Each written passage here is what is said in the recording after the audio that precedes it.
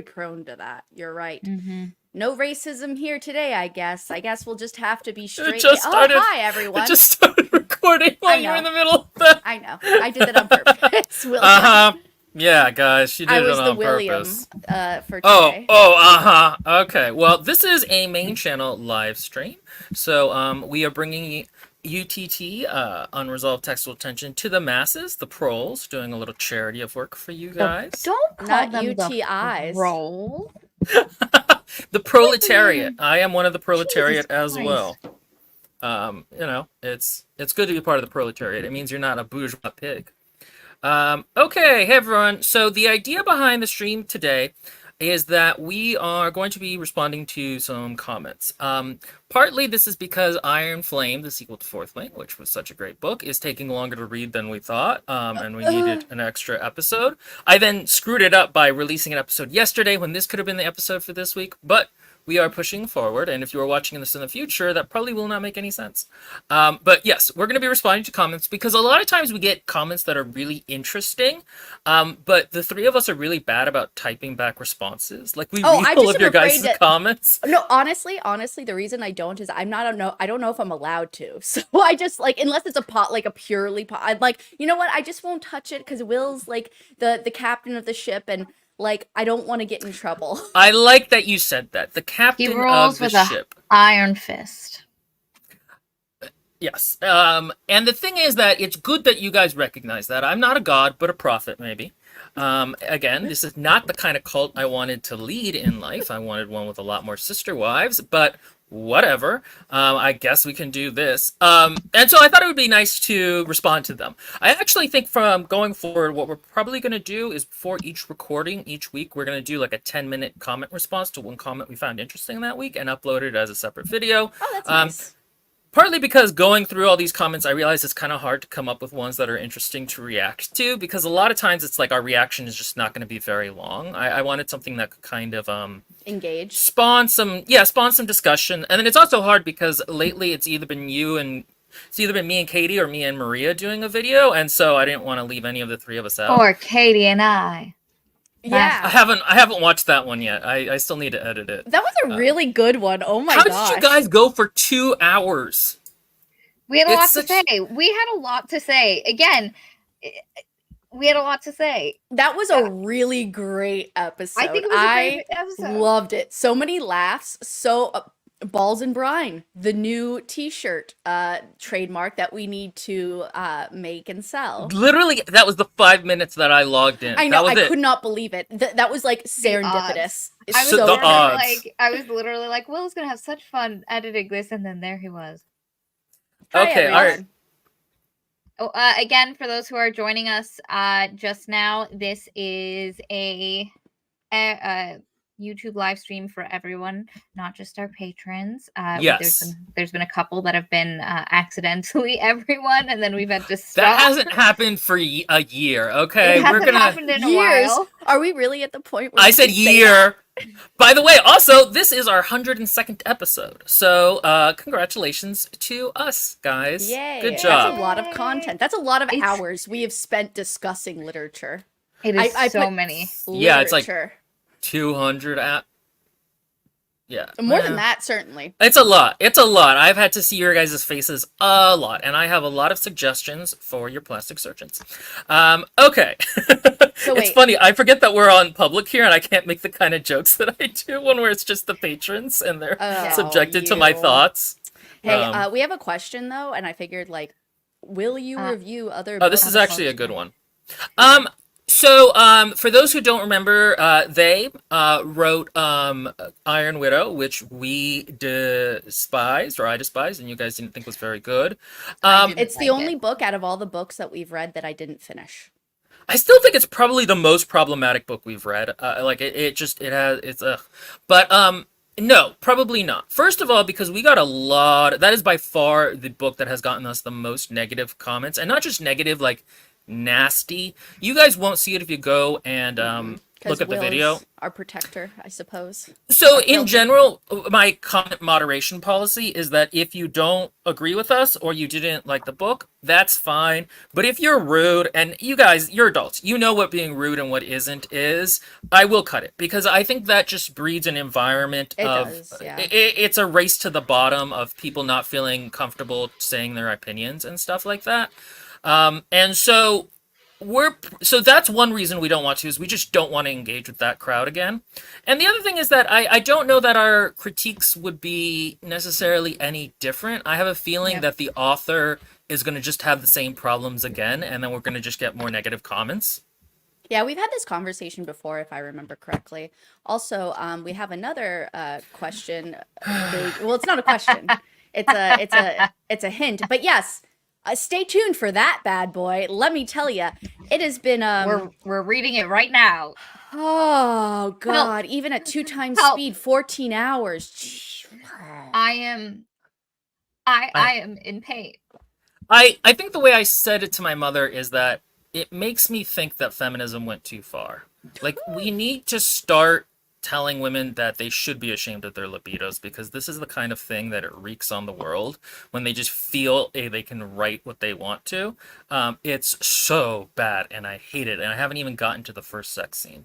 See, for me, the problem is because I've gotten to the first sex scene and the second no. sex scene at this point. And what I can say is the sex scene parts of it are by far, like, they're not The good. weakest? We know they're not good, but everything else around it is where I have trouble.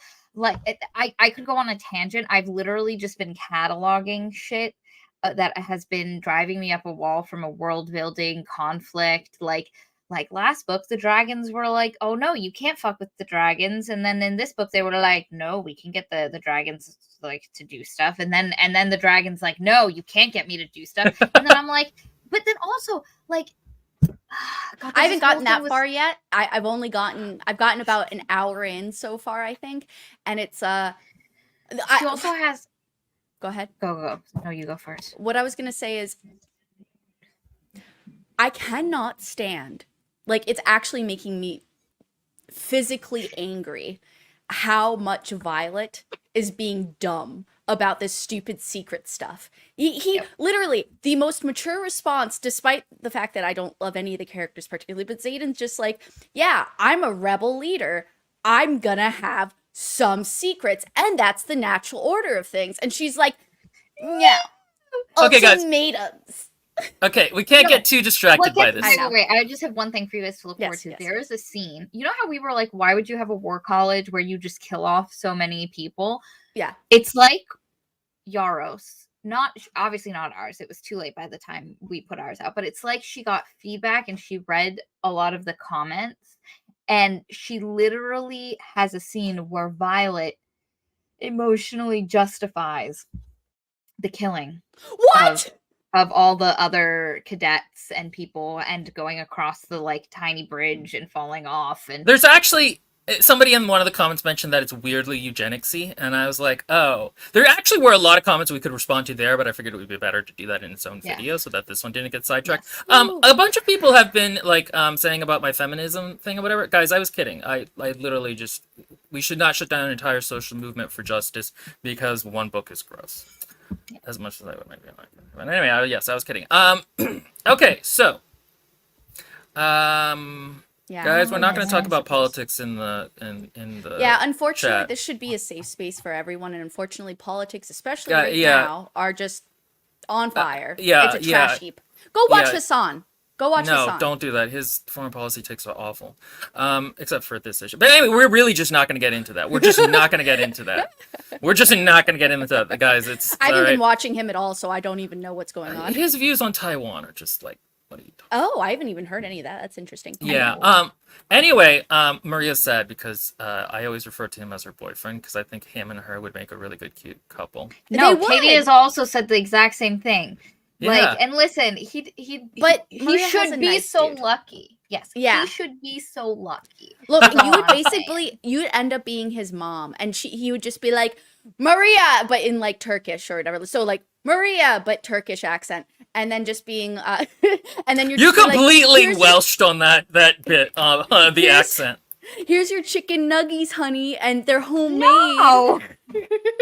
Well, look, you're Greek. He's Turkish. It's spicy. A little bit of genocide in the mix. A little bit of Oh God. Jesus, occupied. no. Stop. Didn't you just say Okay. no politics? I'm kidding. Yeah, but the Turks and the Greeks, that's like a Nah. joke at this point. Yeah, I get it. Okay, continue. Okay, so Comments. we're gonna be talking about the comments. I did ask Maria and Katie if they wanted to see any, but they're both really busy, and I basically run this channel and rule it with an iron fist. I so- really wish I had. I just, God, no time. at Well, if all. you guys want to paraphrase one you guys remember or something like that, that's also fine. Well, I'll have throughout it this. open, and at some point, if I see something I like, Okay, so I am going to share my screen, but everyone should know that maybe there's some stuff on my screen that I didn't mean to be there, okay? And that actually it was like an ad or spam or something like that. And it's not actually me, okay? Okay, it's fine, William. They can see nothing. Oh, okay, good. All right. I desperately wanted to see something interesting. You have what? Am No, Turkish can confirm Turkish men are mostly babies. Yeah, nah. I mean, that's honestly a very just common thing. Men tend to not be Apparently, babies, Greek but men are kind too, of. according to Maria's cousins. It's kind of an ethnic thing in that sons are treated a little bit differently enough. Even like Hispanic is like that, but we won't get into it too much. Someone hacked your computer again, Will. It's that they really are into some weird stuff. I don't know Guys, what's we going on have with that. 65 people. Hi. Yeah, whenever we because do an it's not actual. Patreon. I know. Yeah. The last time I looked at the number, like 5 minutes ago, it was 35. Yeah, it's true actually. Did y'all okay? Really quickly, Eddie Bao says, "Did y'all try to attempt to rewrite Brandon Sanderson's Mistborn?" I actually think that would be interesting to do, but I think we probably won't. There's often the rewrites that would be interesting, but we just don't really want to do for one reason or another. These Violent Delights, I think would be a lot of fun to do, but I just don't want to get canceled. No. So it. Why? What was happening with these? It's set in was it Beijing? No, it wasn't 1920s Beijing. Beijing, I think. No, I thought it was a different. Oh, I thought it was that Shanghai. one. The one was you that- told me in the parking, right outside With your the- house, that there was with all the these missed Romeo- opportunities. Yeah. And the problem is, it was written by a Chinese American. I think she was Chinese American or Chinese Canadian, one of those. Yeah. And she was writing a story, and I think it was Shanghai. I think it was 1920s Shanghai. Romeo and Juliet. And the thing is, we risk trying to write a person of color's Yeah, I get what story you're saying. about a So piece of cultural their- things missing. Yeah, and I don't want to touch that. There are absolutely ways that I think that, like, if the author had come to me and been like, "Do you have some advice for my story?" That on a story structural Is that how level, they sound? Absolutely, yeah, absolutely. Queen of impressions. I have Right no here. problems doing it, but I also just don't want to have to deal with negative comments. And that's And literally that's just it. honestly- I think it's fine, but it's whatever. That's one of my problems with because with doing Mistborn rewrite is we have done really well with the Sanderson fandom not coming for our scouts. I've actually noticed in the last Great week or reference. so. Jesus.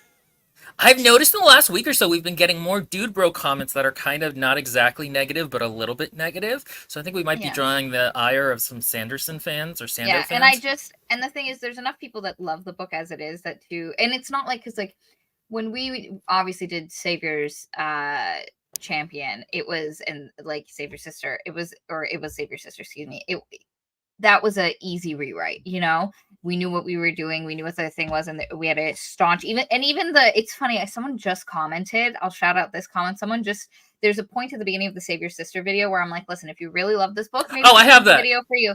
Okay, perfect.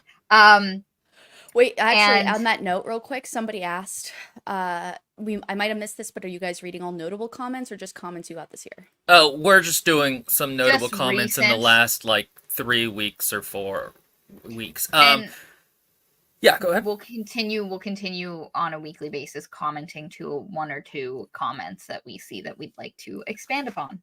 Again, sometimes a lot of the comments are like either agreeing with us or saying a thing, or sometimes it's just like there isn't really anything to respond to without getting into an argument that we already dealt with in the video. Also, very quickly, for those comments of these that are going to be kind of negative, please do not go and respond to that comment. I do not want to turn this into like a not doxing, but just Bullying? a Bullying, Yeah. basically? Yeah, I'm let's very- not bully anyone. Dogpiling You is the don't word want I'm looking for. dogpiling. Listen, Yeah. people make, and I understand. Sorry, I dropped something. I understand when some people see our videos, and sometimes, especially when we're getting on like tangenty, which Will and I can tend to do, why some people's hackles are going to be raised and why they can make, comments that don't come across. Because there are people who are like, I disagree with you, but I'm going to talk about it commonly. And then there are the people that are coming from their feels. And like, that's fine. I feel like everyone I know at some point has said some shit out of their mouth because they're coming out of their feels. And so we don't want dogpiling. And we're Yeah. just here to engage. Yeah. What I mean by the no bullying Well, okay, so is Sharpest Ravenclaw says, Katie, it's not bullying to comment to these people. I'm only saying. What I would say is that I agree, but the thing is, when you have as a human, when you have suddenly 100 people commenting on a thing you said, that is psychologically really difficult. We just don't know how to deal with it, and you can get defensive, and it can be kind of a little Let me traumatic. tell you, so we just don't want to. I commented on a Reddit thing one time, and all I did was like support a child not being abused. And let me tell you, some crazy woodwork stuff came out, and it was just like intense. And I got off of Reddit and didn't go back on for a really long time just because people wouldn't stop bothering me. Yeah. It's a thing our brain is not really set up to do in the internet age. Yep. And Peachy King just said things can snowball really fast in comments. Oh my gosh, especially, can they? and I've seen it before where someone makes a comment and then I'm reading the thread and like at some point someone misunderstood a comment and now suddenly it went from being a discussion to like swords Angry. at dawn.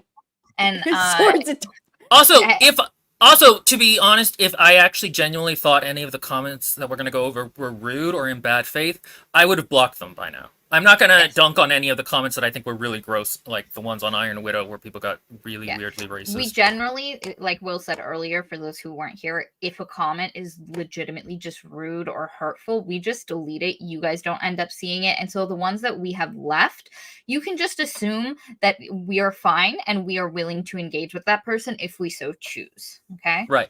Yeah, I actually try to get to them before Maria can see them, but she's like my mom and checks the comments way too much, so it's hard to. Lindbergh said something. Wait, where is it? There it is. I read a hilarious comment on the Mistborn. Their conclusion was basically that we read the book. Well, not me, but you guys read the book. I actually know which one they're talking about. There were a couple like that. And again, I didn't think they were engaging in bad faith or being particularly rude. So I left it, even though I just don't agree with it at all. I always miss out on the super controversial books. Gosh, dang it. Like, literally, every single one. It's because they're all big. They're all always big. No, they're not. They're Mistborn was just chunky particularly boys. chunky. To be honest, I did not think Mistborn was going to be as big as it was. Also, House of Salt and Sorrow that you and I did, that one ended up blowing up a lot. That one, Yeah, did that really one well. we had a haven't seen the lot views. of. Oh, that one did really well. It was like our number one video for a while there. Well, number for two, like, but- yeah, Yeah, number two. the one we did. By the way, if you're here, go watch our last video. I really like it. I think it's a really good It's video. really good. A guest in the house. A guest in the house. I don't watch. I'm very Sorry busy for at the the screen. moment, and so I don't watch a ton of our videos at the moment. But I was watching it because I wasn't part of it. So I like watching those, and it was just like the energy Katie and Will had was fucking incredible. We were in love with the book. That's why. And I liked that you guys showed, because it's a comic, which we don't do. We haven't done one since ye old. Oh my God, I forgot about that. Yeah. And so like they hold up the screen, you get to see things, and they talk about how the imagery is being worked, and how like seeing something. I mean, I thought that comment you made, Will, about how it's sometimes hard to not read the text or look at the picture before you have to do it all at the same time, which is something I learned very young to be able to fly with. And I'm like, oh, that would completely ruin some pages. And I thought it was really interesting, that one page where it was all just pictures, the throat part. Yeah. I love that scene. It's Anyway, such a you good should, video. You guys should all go watch it. It's done nothing. I think we're at like 500 views on that. And It's normally 700 like views, so but yes. bad. No, it's not going to get Guys. anything, but I hope Emily Carroll gets a few little bites on her on her book, and she gets a little extra viewage because she deserves it more than almost anyone I know. And please go watch it. Those kinds of videos are pleasure videos that we do because we just really like it, and people are always like, Speaking "We of- read bad books." thank you to all of our patrons, and you should go join our Patreon, because that is what allows us to do books like that. Like, because we're a small channel, but we have those patrons, we're able to go do books that we find interesting, and we're not just chasing the newest books or the ones in the algorithm. Me and Maria are rereading The Keys to the Kingdom by Garth Nix, which will do terribly, but it's a series we really wanted to cover again. And so we get to do cool stuff because of that. And so go join that, support independent journalism. Yeah. Anyway, we need to go ahead and get to the actual started. comments. It's been 19 minutes. Yeah, I was going to 20. say, well, we've answered some comments, which is good. Okay, let me get to... Did you notice, Will? Everybody's been calling you a weeb lately, and I'm so pleased.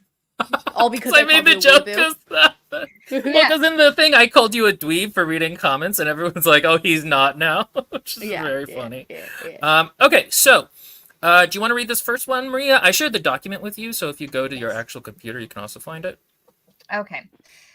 I appreciate the disclaimer in the beginning. I used to think I had some kind of obligation to watch critical videos of the things I like, but in the end, it just makes me not enjoy something that I enjoyed before. It's really not that deep in the end. And this is something that I truly This is on the Save Your Sister. Yeah, I see video. that. Yeah. And yeah, don't like if you are not if you really enjoy something, I've said this before, don't let us steal your joy from you. Now there are the people who are like, nah, I want to. Like there was one that was literally like, fuck you, I'ma watch it anyway. Yeah. Engaged. And I love that energy. But also if you don't, like there were people who were like, I don't know, they were scared to watch the Piranesi video because they were like, I know. I just think that's so funny that everyone's like, oh no, they're coming for mine. But same thing happened with a couple of other ones. That makes a lot of sense, though. It's because, do you guys remember, Maria, I think I voiced it to you in particular, but a while ago, there was like, I talked to you about some book or something like that, where I'm like, this book is like, it's like a religious experience to me, and I hate that other people also share that same experience. It was Gideon the Ninth. Oh, it was that one. And I was so upset. She was upset that we had to talk about it and she had to express this religious I didn't want to think experience about for it her. critically. I just wanted to enjoy it at its bare. That's one of the few books that we've done that I was just like, I don't want to talk about this book. I just want to read it. I just want to reread it several times. So I get that. That makes sense. And then also somebody asked, will you guys have a special video for 10,000 subscribers? Oh, absolutely. 10,000 subscribers was the number. I haven't spoken to this about Will or Katie, but I'm telling you right the fuck now, we're doing it because 10,000 subscribers was the number I had in my head when we started this podcast, where I was like, if we could make it to 10,000 subscribers. At least. We'd was not me. Done it. We'd have done it. And I remember saying it and Will was like, and Katie was like, I was like, maybe 2,000, maybe 2,000. And then literally like a couple of months ago, I said, I'd done some calculations based on how many subscribers we were getting a month. And I was like, Will, based on this number, if we continue at this rate, we will get to 10,000 subscribers in 15 months. And we've done like, it hasn't been 15 months. This was a couple of months ago. Been like 5. I have to give props where props is due. Fourth Wing. Fourth Wing, yeah, my son. really helps push those numbers up. But we're so close, and I'm so fucking psyched. So yes, we will absolutely do something. Yeah, I will leave it to Maria to decide what. Wait, talk to me, Maria. I want to help with the plan. Yeah, absolutely. Also, everyone, I apologize because I know it's a consistent issue, my camera going in and out of focus. Guess what? Getting a new camera won't happen anymore. That's true. What I want to say back to that comment about books, I actually think, and I wish I did this, I could engage with criticism of things I like less. I can't do that. It's sort of like when I see something horrible on the internet, I have to search and look at it, no matter how bad it is for me to actually do. I think that would be a healthy skill. And also, a lot of times, what I am advocating for in those roast videos is not that you I am advocating. I am advocating that the book is bad. And if you like the book, despite it being bad, that's okay. But don't claim that it's good. That's kind of what I'm arguing. I think we all have trash tastes at times. I know I certainly do. Oh, and I do. So I like Fourth Wing for a hot second. Okay, I am judging Katie a little bit. Look, I allowed a lot for that. I don't know anybody go back to that. Look how I'm quite supportive of her as an author for a good while until we delved a little deeper. I know. I was, and I said to myself, Katie and I discussed Fourth Wing the night before, and I was like, we're gonna start talking about it in the video, and then she's gonna go, yeah, you're right, actually, and start saying stuff, and I was like, so it's fine. She'll get on board eventually. Yeah, I was allowing quite a bit. Yeah.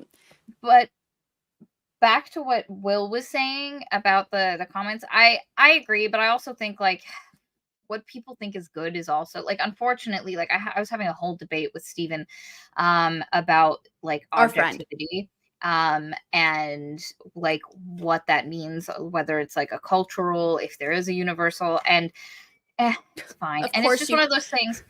We'll get into that more later. I do think there is, but go ahead. I'm one of those people where in the initial glow of liking something, I don't go for the criticism, but then afterwards, once I've like chilled, there's that like once the honeymoon period like has settled, I'll go and I'll look at the criticisms of something, and I find for me it actually helps me focus in on like, either it helps me hone my arguments to be able to say, no, I don't think that that person understood this thing correctly, or to be able to go, yeah, but I like it anyway. And so I do engage with a lot of stuff, but if you ever want to just skip out on one of our videos, feel free. Don't. And I will never be mad at you. Obviously. And then what I was gonna say is also, I think there's not when it comes to like obviously themes or character portrayal per se, it's because I feel like that's like super subjective, but as far as prose goes, there is a certain, I think, within like subcategories, right? So for example, Will and I did a Hemingway thing. Hemingway does not write like Terry Pratchett, but both of those people have solid foundational writing skills that like check off the boxes for things that accomplish what the writer had in mind. So if that happens, and it happens on a level where it's readable and it creates whatever it is that it was supposed to create, then it's successful. So, I mean, okay, William S., I know. We'll get into this more because there's another comment later on that talks about objective versus subjective taste. Interesting. But we'll talk about it more. But for right now, I think it's fine if you want to skip out on one of our videos. It's not mandatory that you engage with criticism of the thing you like. Life is tough. It's funny sometimes, like if I'm watching TV at night and they have like a Humane Society ad with poor dogs on it, I'm like, no, I am trying to get through life. Why are you doing this to me? This is the end of the day. I vote appropriately. I do not want to be guilted into this. I vote appropriately. Hey, side note before we continue though, there was this question before. Oh, are we still promoting the new authors? Yeah, nobody wanted to do it for Guests in the House though, which is good because that book does not have a lot of views on it. But yeah, we're still doing that. 3 or 4 at this point that have the 3 with ads in it. Also, the person who got me to read it, Will forgot to put in Vivaldi's Spring, and that was supposed to sell the rich Persian bourgeoisie, or however you say it, vibe. Yeah, vibe. And so I'm so sorry that missed out. That was going to elevate the entire ad, but nonetheless, I hope that was good enough for you, whoever you are. Also, Will... At some point, someone sharp as Ravenclaws made a comment that the Cyborg Tinkerer video on Spotify has some pieces missing and the audio is kind of bad, so we might just want to look into it. Interesting. I'll take a look at it. Yeah. Also, one other thing that tickled me real quick. The camera is a character on the podcast. Katie, you have to leave it up while we read it. I'm sorry. The camera is a character in this podcast, and Katie is about to complete her character arc by killing it. Yes, that's exactly very funny. Thank you very much. Okay, next comment. Let's see. Nope, Maria's gone in that one. This is the one I want. Okay. So one thing I learned from these almost 2.5 hours is that Katie and Maria really should unionize against Will. Poor William. They should, but they won't. I am a socialist, but in this regard, long live the business owners. I am a small business owner, and I will treat my employees you are Marie as Antoinette. You are Marie Antoinette, and we must behead you. I prefer bread to cake, so I cannot be Marie Antoinette. Fair enough, I guess. Good French bread is, oh my god, I could die. We are well aware, sir, with your bagel consumption. I love bagels too. Will eats them like he's a factory. I have a Really? carbohydrate problem. Yes. I would like to say that if you watch the video that Katie and I did by ourselves, we can't do it by ourselves because even though the video was excellent and Katie and I fucking crushed it with Yeah, the, we did. it would never get edited and posted on anything if it was just Katie and I. We cannot unionize. Yeah, no, Will's like all of the he's the puppet master that's like doing all the little like machinations in the background. He's literally the only reason we have we're only here for the ride. Like I am the power behind the throne, as they say.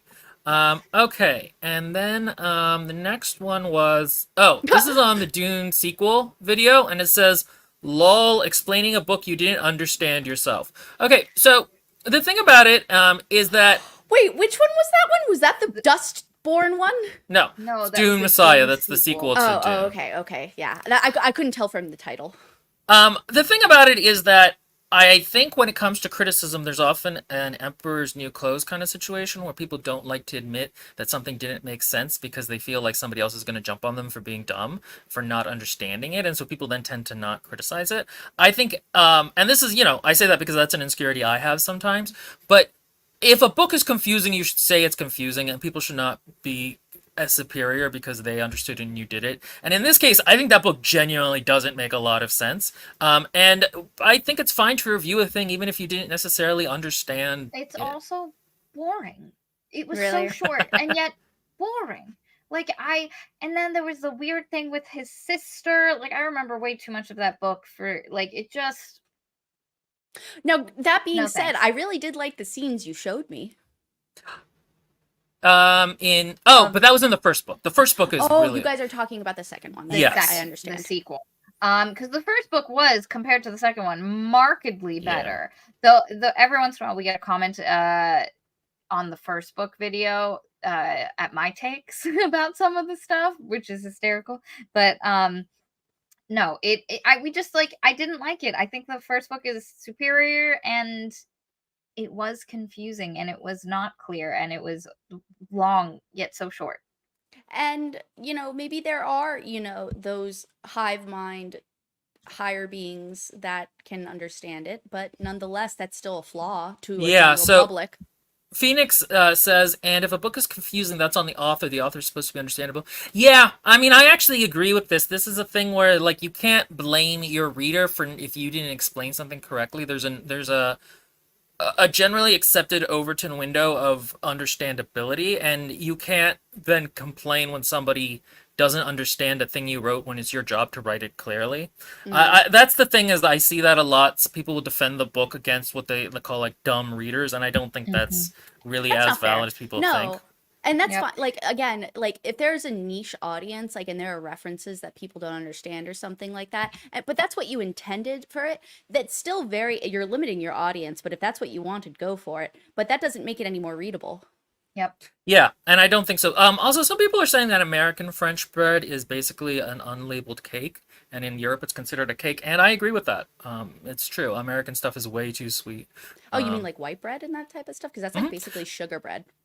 Yeah, it's basically American food is way sweeter than it should be. I think it was, I don't know, some bagel place in Ireland had to relabel itself as a dessert because, like, the Irish government was like, this is just too much sugar, guys. It's also worth pointing out European sugar and American sugar are different. European sugar tends to come from corn syrup because of a lobby, and European sugar comes from beets, I think, because it's the most European thing in the world, and theirs is a little bit healthier. But yeah. Hysterical. Someone made a comment that I thought Where was it?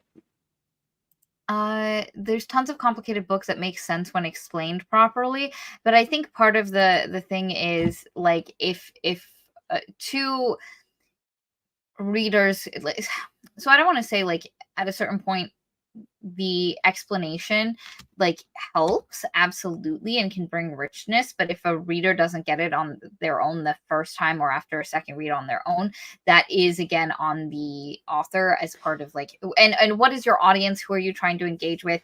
And I think it was Laura B.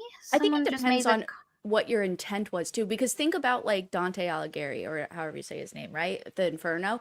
nobody understands all those political references, but when you research it, it has a lot of depth and meaning to it. But that almost seems like that was a publication for himself, even though it wasn't. It was to make So a. I think during his time period, the That's other fair as well. elites That is would fair have as well. understood. He was writing for To that like other category of people, academics yes. and Yeah. other like politicals and like educated people, and they would understand. We don't. You can take a very educated person who is absolutely not familiar with the politics and issues of the time, and they will not understand it. And it's not readable, but it's still like. But that was the purpose of it. The purpose was to do that thing. Well, and so, yeah, and the thing about it is I think also a book can work on multiple levels where you read it once and you enjoy it, and then you go back and you're like, oh, these are all the little Easter eggs. My problem is when it's just Easter eggs. And the other thing to remember about like the Dante thing and Shakespeare, you see this a lot with. Shakespeare actually should not be complicated to understand. What happens is that you're essentially reading a different dialect of English. It's like if you were reading a book written in like a Jamaican patois. It's essentially it's a different dialect because it's English has had so much semantic drift since back then, and so it's not necessarily. Though obviously he's very good with wordplay and all of that stuff. It's you're kind of reading a book that's not entirely in your language, and that's why people have trouble. And then that gets into the ideas of like the intended reader. Yeah.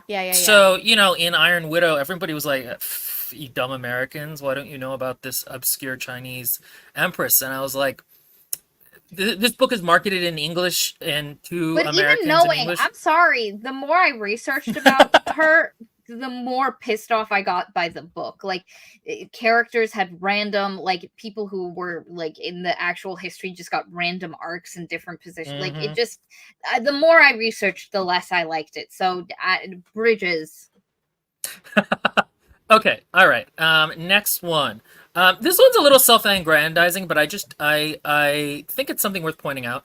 It was on our. I Roasted Not know. Good for I was Maidens. so angry I didn't say that. I was like, damn it. Why is he so clever? At one point, I said clocks don't have gears they don't need, and then they said that was a good comment. I'm not going to read it because again, It is a really no, but no. When I saw that, I literally rewatched the entire video until I got to that point just to see that point what the discussion was about. No, but that's a really good trim the fat, A lot of the books we've read, I've liked because they don't have weaknesses. Sabriel is exactly the book it wants to be, and there's nothing extraneous about it. Piranesi, that is no. Up until the end part is a very clean book, and so therefore it doesn't have a lot of faults. I think books that are large and Guest in the House, that's exactly, there is no fat. Even the weird like Canadian money problem thing that was going on, that ties back into the plot. If you cut out the extraneous things, it makes your story more focused, and it means there aren't things that don't work. What was that book we read? God Killer? God Killer, yes. Yes. The one with Yeah, that one was super, like, it had I wish I had issues. read that with you guys. It was such a good book. I keep telling you, you should read it.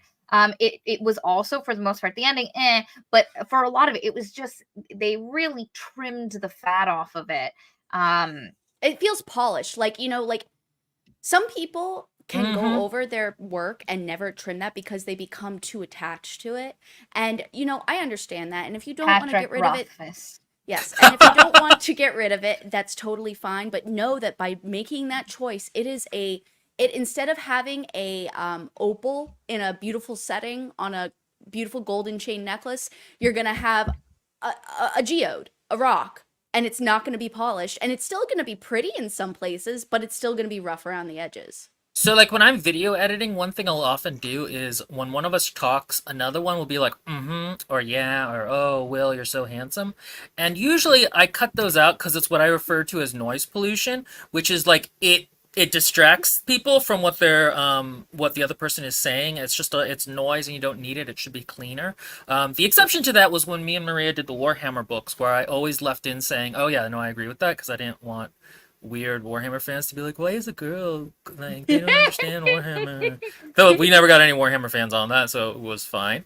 Yeah. But yeah, in general, I think cleaner, and there's a certain charm to something that's sprawling and messy, but I think in general that has to be done deliberately, and too many people do that because they are messy, not because they're trying to be.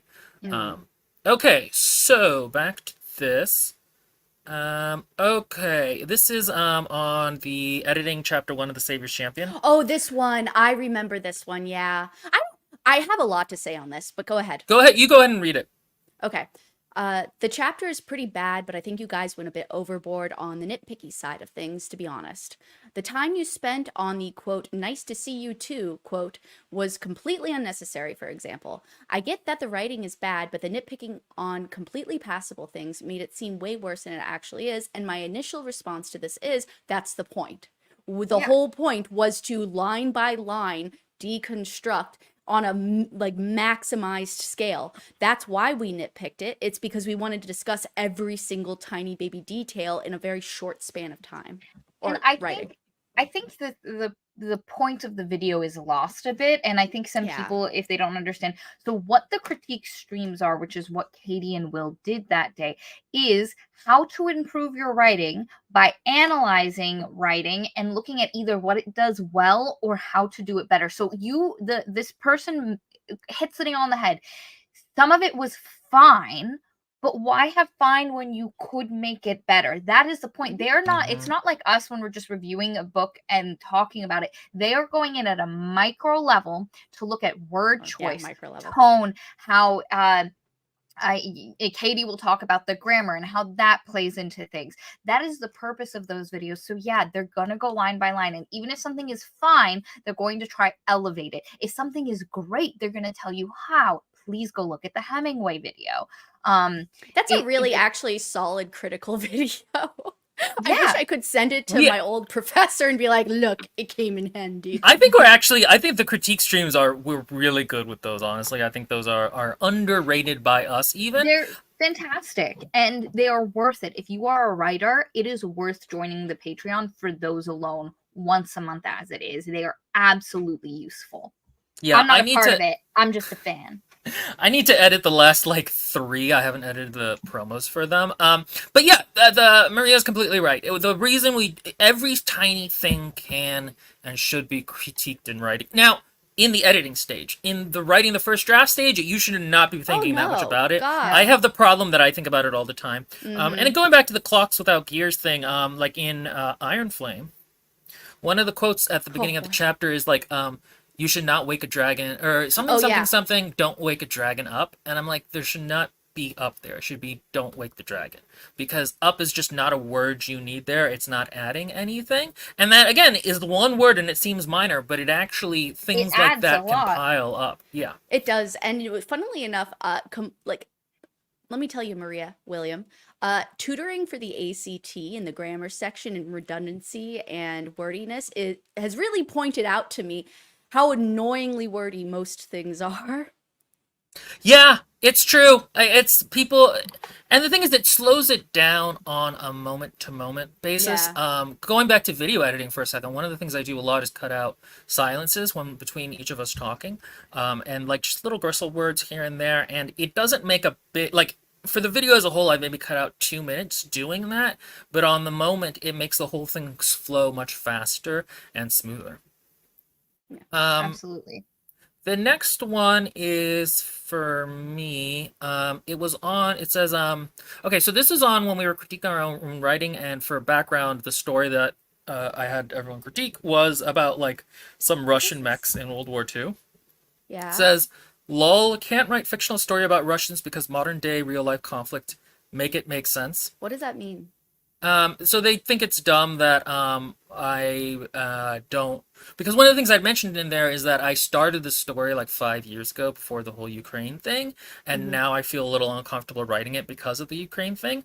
And the thing about it is that books are read by people in this world, not the time period they're set in, and so they have connections and meanings and interpretations that have to do with the modern day, and the things they can valorize or not valorize or humanize or not humanize are important to what's happening today.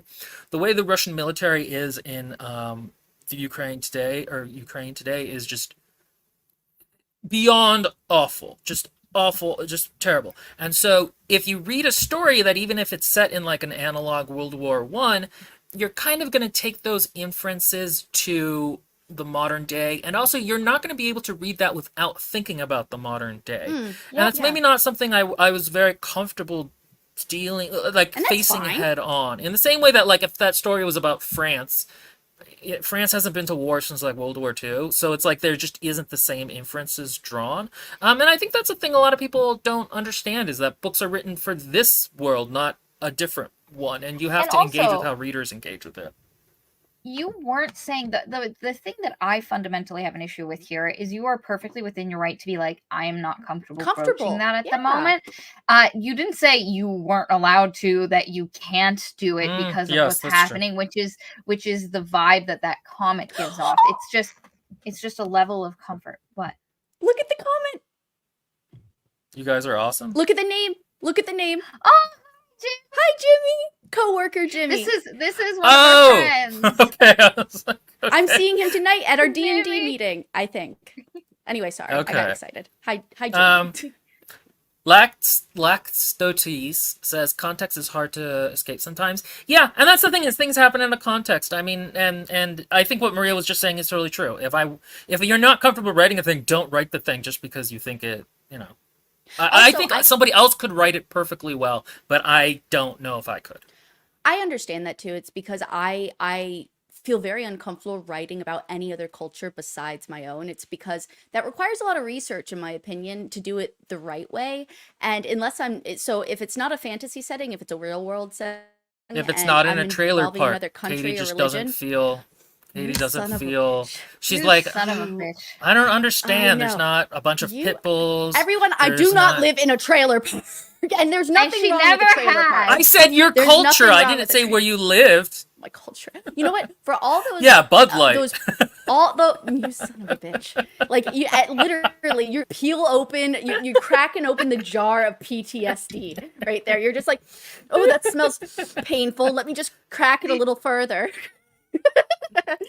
But go ahead. I don't want to involve myself with something like that unless I'm gonna commit. If I'm gonna commit and then go do a whole bunch of research and ask people and then I'm gonna incorporate that because I want to make it authentic, then yeah, it's all fine. But that's a lot of work. I don't want to just write fantasy. That's easier. Yeah, and I've become more comfortable, honestly, reading so many books now, writing other cultures, because so many people from those cultures, writing those cultures that we've run on the podcast, have been absolute trash. And so I don't really feel bad about it anymore. But you know, I do think there are. Given the political climate. Yeah, and again, what people are saying and thinking, and just it has to do with that. And so I just wanted to address that, and I think that's something that actually kind of comes up a lot in our reading. This was just an interesting comment because it's something we kind of missed. This is the kind of comment I kind of want to highlight more often. Talking about Piranesi, I think this book was a tip of the hat to portal fantasy, especially Narnia. The Other Doorways is a homage to the many pools and the magician's nephew, and Mr. Tumnus is on the cover, for crying out loud. And I think that's actually a really interesting point that I just didn't think of. But yeah, it is kind of a, what if you actually got stuck in a fantasy world through a portal? And there's also the Mr. Tumnus and the lantern, that light lamp post in the story itself. So yeah, and I think that would have been really interesting to look at all the references it has to portal fantasy stories. But again, that was just something we completely missed. And this is why we like to bring stuff up. I'm gonna mute myself. My mother-in-law's here picking up the animals. Hold on a second. Continue. And that's her. The dogs are being totally silent. Get it? Because but yeah, that's actually kind of thing I want to highlight more. And if we do little videos of these, is sometimes you guys just have really good points that I didn't think of, or you state something. Oh, thanks for the $2, Phoenix. Seeking replacement for the tragically lost Will.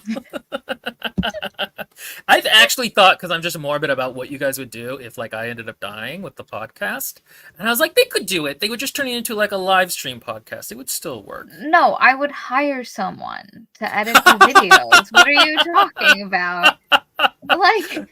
No, you guys could just do live streams then and keep all the money yourselves. Oh my gosh, no. I work at a significantly lower rate if I had to be. I would just end up doing it, but the problem is then I'd have to quit my day job, which wouldn't be much of a loss currently. But with the potential of what might happen soon. Maria, does Katie have an editing service that she offers? Oh my God, Jesus Christ. You know what? I think she does, and I think it's called Beta Reading by Katie, yeah. by Katie at gmail.com. Yes, that's It's correct. so weird. It's like she's really insightful, and it's not that she'll just Shut criticize up! something. Oh my god, this makes me so She'll uncomfortable. at any point in the writing process, she'll talk you through it. She'll spitball with Actually, you. that's She'll the fun part. brainstorm. Yeah, she do She'll developmental line at editing. it. I mean, She'll honestly, if you just want to developmental beta talk, reading. yeah, honestly, If if you you just just want to want have to a talk, video conversation, okay, look, I'm not a therapist, but if you just want to actually spitball for like concepts that you're doing, that's really hard to do on your own. I mean, I'm currently trying to create a D&D character. Can't for the life of me actually create it on my own for some reason. So I'm gonna rely on Maria to help me to help me come up with the uh, thing. So did you really, Soto? I have not been on. Oh God, I haven't been on Discord in ages. Hold on, I'm gonna have Katie to is go back bad on at. So there. Sorry, my bad. please email Katie. Katie, Yeah, type your email me. email into the chat. Email Okay, Katie. here. She's not on Discord regularly. It is a no. Always I'm email. sorry, She's guys. very good about getting those and replying to I am. those. I'm actually neurotic right now. There's a young lady who's 17 who's been waiting on me to get back to her. I'm just giving her a little bit of stuff. She's been bear in waiting a mind, hot minute. Katie has a backlog. She is what we call in an demand. MVP, an in demand, No, a Katie's celebrity what you editor. call poor, not poor. Katie's what you call struggling for funds. So she I thought you said unfortunately had. whore, and I was like, Oh I do no, not. I would like that would be fun. That would be great. Okay, all right, going Not for forward. money, but like in general, just as a theme. But anyway, no, but I unfortunately We'll email. had to go more into my day job, so less time for you guys. We're trying to get it so that Katie can do that full time because I think We'll that would see. be great for her. And I also don't love editing as much as I thought I might, so all the Oh my god, I love editing so much. I wish more people would reach out to me to line edit for just grammar. For the love of God. I mean, don't get me wrong, developmental stuff is great and I'm there for it, but man, it's so much easier for me. I can just yeah, so the next section of comments are from the Mistborn video. I was a little bit wary about doing these because Gina is not here, and so I feel like it's a little unfair to engage with some of these criticisms or points, because she's not here to defend her side of it, and also I still feel very strongly about that book, but there were a couple that I thought were worth going over. Also, I only have like 3 or 4 for those, and then we're out of comments. So if you guys want to leave some questions in the chat or something like that, then we can get to those afterwards. This doesn't have to be a super long stream, so you know. This one though, I did want to go over just because I thought they put it really well, and I forgot to mention this. And you won't see it because it was on the live stream, not the edited version. I think the reason Allomancy is boring for William and people like me is that, 1, there's no deeper thematic element. The powers are a random grab bag with no connection to the central character arcs or the message theme of the novel, with even the use of metal itself being arbitrary. Literally anything could have been used as a medium. And I think that is such a good point, because that is kind of one of the things that fantasy can do really well, and sci-fi to a certain extent, is create a magic system that personifies what the character arc is, what the themes are. I'm not thinking of any good examples right now, but that can be, magic system can really work like that, much more so than just like, oh, this is, you know, we can now bounce up and down. Like, okay, like if you, like if magic, you know, takes away a little bit of your humanity each time you use it, that's really interesting. It can play into the themes of the novel, where if it's just a tool, then it doesn't, that's not actually that interesting, unless it's like a cool, interesting tool. And so I think that... Laura B mentioned Sabriel and the magic system in Sabriel with the bells, and how you are, depending on how you use the bells, there's always a risk that you are going to lose yourself to what you do and like the life expectancy of it. And so it does thematically tie into the story and Sabriel's journey, and you know, her relationship with her father and everything. And so I think that's actually a great example. Thank you, Laura B, for that mention of a magic system that is, number one, very creative. Bells, using tones of notes. Isn't so great. Cool? And but also not just like that as the creativity, but how it ties into the story itself, that her father is literally lost because of the nature of the magic system they use. It's fantastic. Very great. You know, the one actually in Nine Fox Gambit, I mean, I have problems with that because it's just not really explained and it's very ephemeral, but like the idea of math as magic and science, I think actually could have done a lot of interesting things. Katie, Yes. close your ears for a moment because I'm going to talk about. That's right, my favorite series, A Song of Ice and Fire, and I don't need to get drunk. In that one, magic actually very much works by sacrifice. And so that ties into the ideas in the book of sacrifice and blood, and what are you willing to do, and how can that shape you and hurt you. And so that that can get you story, essentially. Like, you can draw a story out of that just wouldn't necessarily be there in a mundane setting. And I think that's one of the things I was missing, and I just didn't think to mention in Mistborn. That's interesting. Yeah, I really wish there was more like alchemical types magic, not out like as in alchemy, but like I've read so many Tony Stark fan fictions where there's math magic, and it's so cool. I wish there was more of that, but I guess you would have to understand it a little bit more in order to utilize terms and stuff like that. But Okay, I have to explain something really quick. Sharp as Ravenclaw says, "Why Katie has to drink every time you talk about Game of Thrones? Will, it's weird, not in a bad way, but still, it's not Katie specifically. There is a joke that I think Max started it, one of our first patrons, where Will mentions Game of Thrones, and so one of our patrons at some point went, UTT drinking game, take a shot every time. That's like an Will brings American up thing Game of too. Thrones. fuck, Just I take a guess I'll go shot take whenever, quick whatever. swig. No, you don't have to. You don't. Maria have to. doesn't drink, so she just I pretends never to drink do it. water. Yeah. It's like the second level of the joke to me is funny in that I don't want, like, I like developing jokes through arcs almost, and so the secondary arc of Katie now gets too drunk all the time I think is funny, and so that's kind of the ongoing Well, meme, that happened for a essentially. hot second. Guys, I apologize for my decorum on those videos. I am sloppy as hell. Holy shit. Remember And when I think Tamlin that's- was lifted Farrah up Okay, with I the actually smell of wasn't drunk spring? during that, though. I was genuinely emotionally upset by that. I was not drunk. I was just upset because that was Okay, all awesome. right, fair enough. Okay, I do want to just pick up some a comment that does talk about what we were talking about. The Mistborn systems contrast strongly with this is from Phoenix, from the Stormlight one, to use another Sanderson in this regard, where the magic is highly tied to character development and personality through the oaths, and that's I think that makes it a little bit more creative, more engaging for me. Yeah, no, and I think that and not every system has to do that, but I think it's a story opportunity, and one of the reasons that magic Yeah. system wasn't really interesting to me. Yeah, I mean, like, okay. if you're gonna have a magic system, why not explore it? And also, I hate that at this point. Oh, not that. This one. Go take a shot. Yeah, now that's the third level joke Like, you level. guys know, I've shown too much. Bared her soul. Yeah. Anyway. So this next one came up through in like 4 or 5 comments, so I'm not going to show one specifically. And I'm also a little bit weird talking about this because Gina just isn't here to talk about it, but I feel Okay. like I understand why she said it.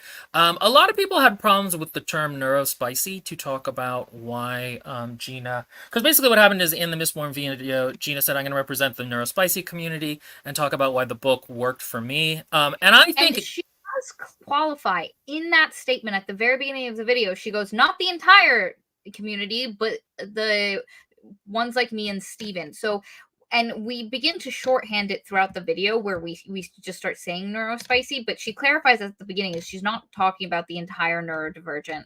And some people just don't like the term neurospicy, which I completely understand. People have different terms they're comfortable. But the neurodivergent community, Gina was in no way trying to monolith it at all. She was talking about her experience as She someone who is struggles. definitely not that kind of person. Yeah, She's no, so I think hyper-specific we could have on- been...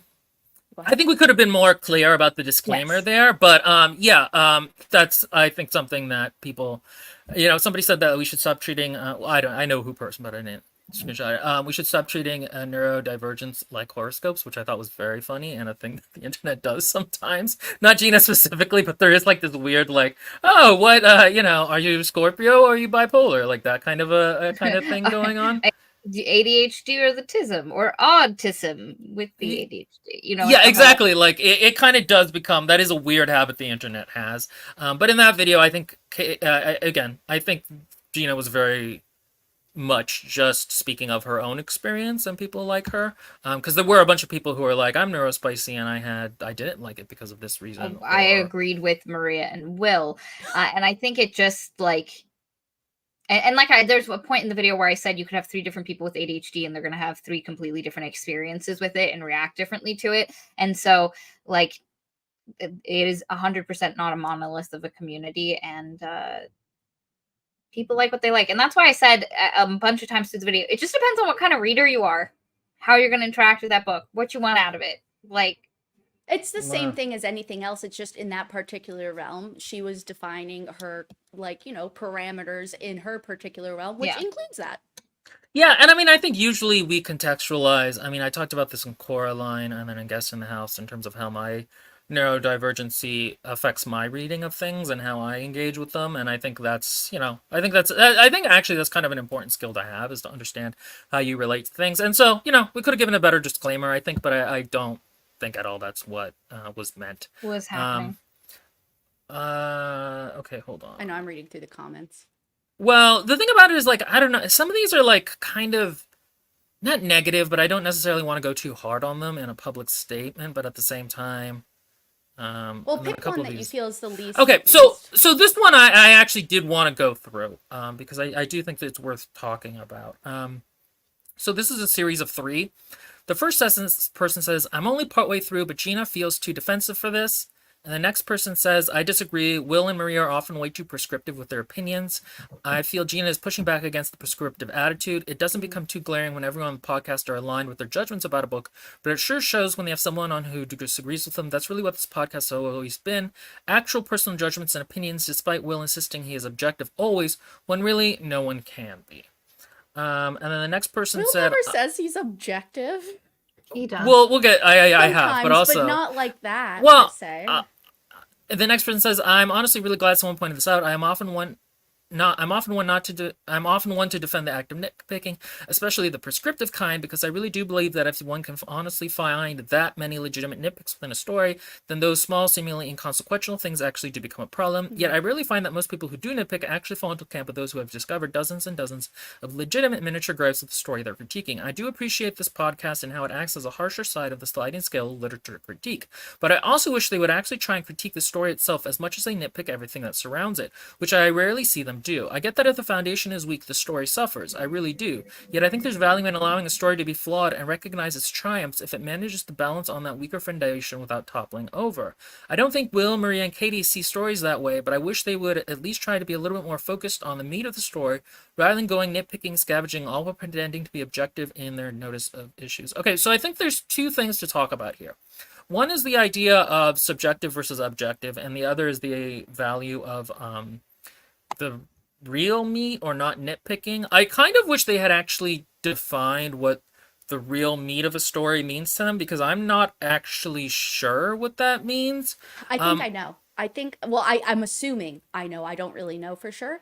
But I thought that meant, as soon as that said that, I was like, are they talking about like not the plot beats and not the thing, but like a bird's eye view of whether or not it was a good, original, fun, interesting story? Is that what they're trying to say? Like as in like literally describing, like, so for example, movie summary and whether or not that summary works or something. You know what I mean?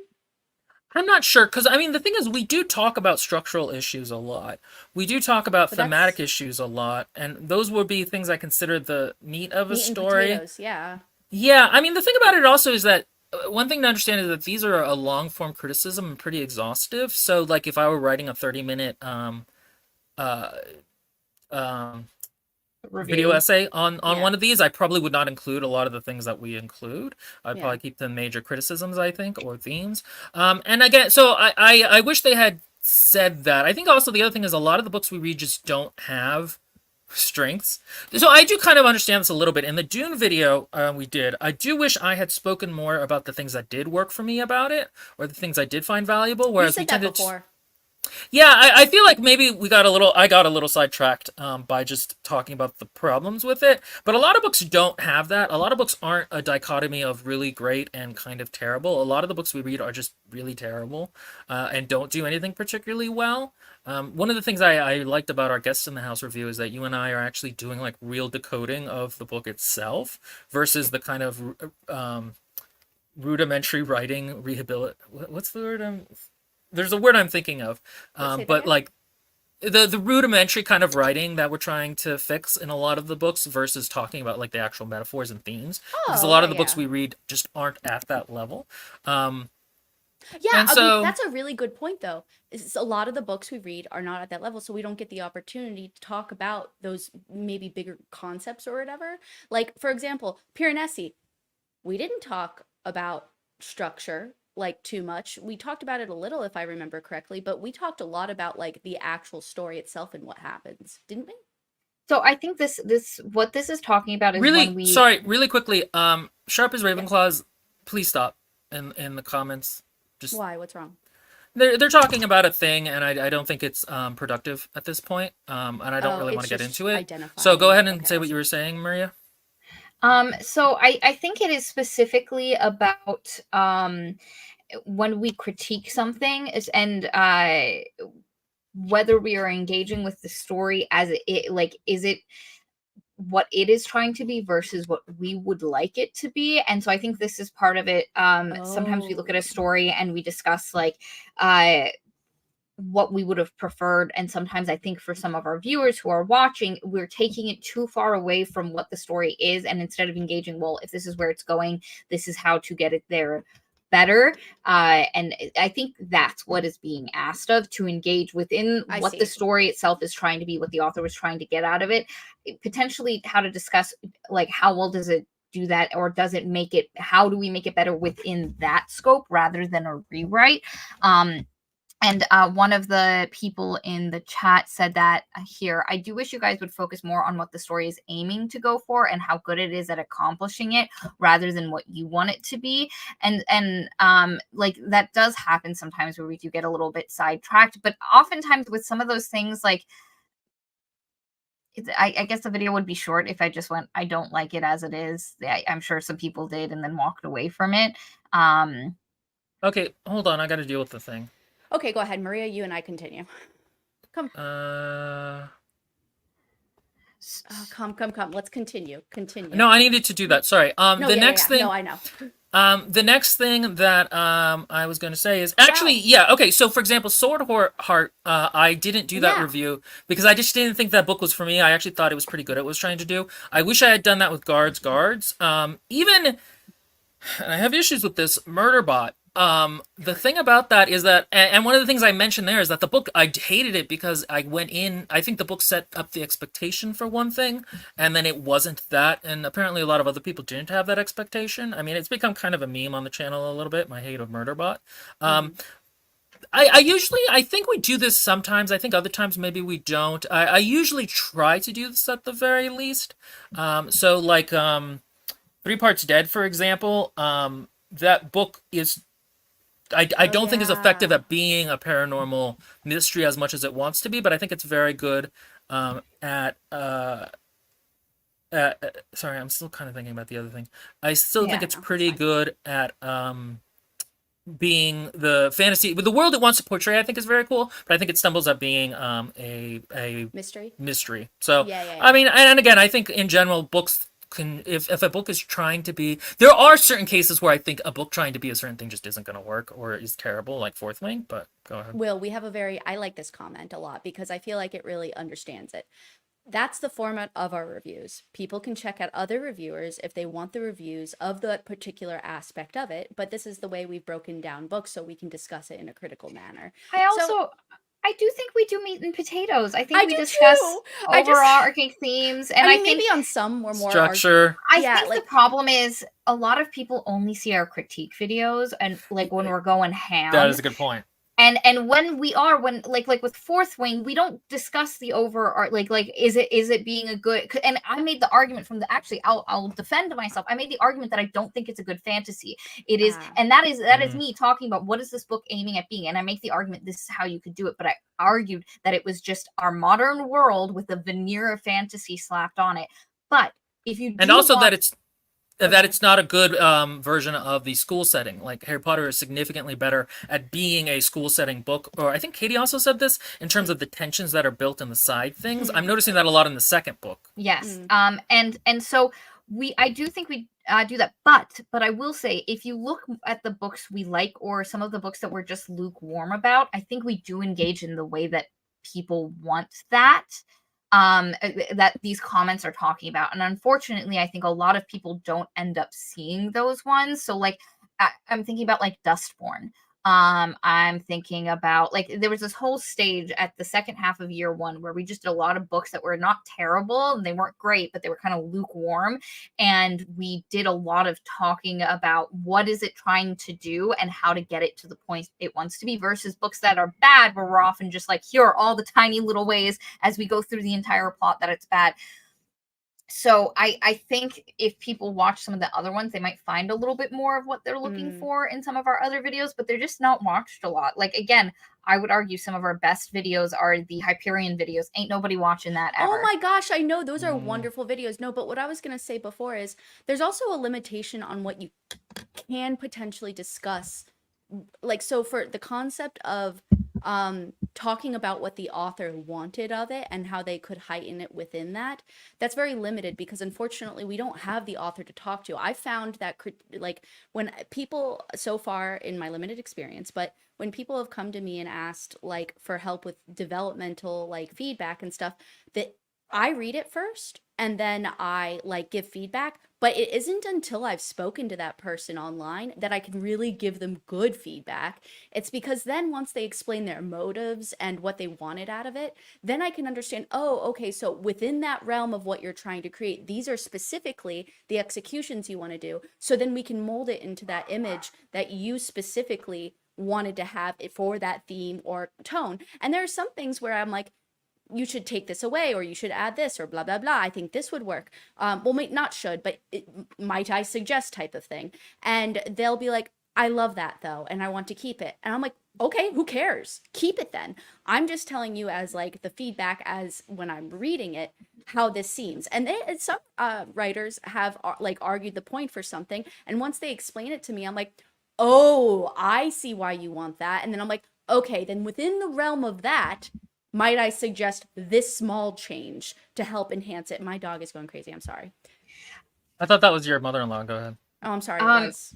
So another thing is, I think what people want is video essays. I've come to this conclusion after we've talked about this. They want us to do a video essay. They want us to go into what the author like said about the book beforehand, what the author's feedback have been, and do that level of research. I think that's what they mean. Because I read some comments. There was a Reddit thing about good book podcasts, and somebody mentioned us, and then the person was like, "Yeah, they're good, but they don't really do enough research." Is that the one where they were like, the other guy is more erudite? Because I saw that one too. I think so. I don't remember this. Yeah, and then I watched the other guy, and he actually was not that erudite. But go ahead. Yeah, but anyway, and I think people want it to feel like a video essay a bit more, because unfortunately, at the end of the day, we're just talking. So whatever pops up into our head, like I don't got to know notes. I just got what I have, what's in my brain, and so sometimes we do miss things, and so. Part of the appeal of our podcast for a lot of people, and this isn't something that I think we set out for it to be, is that we feel like three friends talking about a thing and having a conversation, and people like that on top of what we do.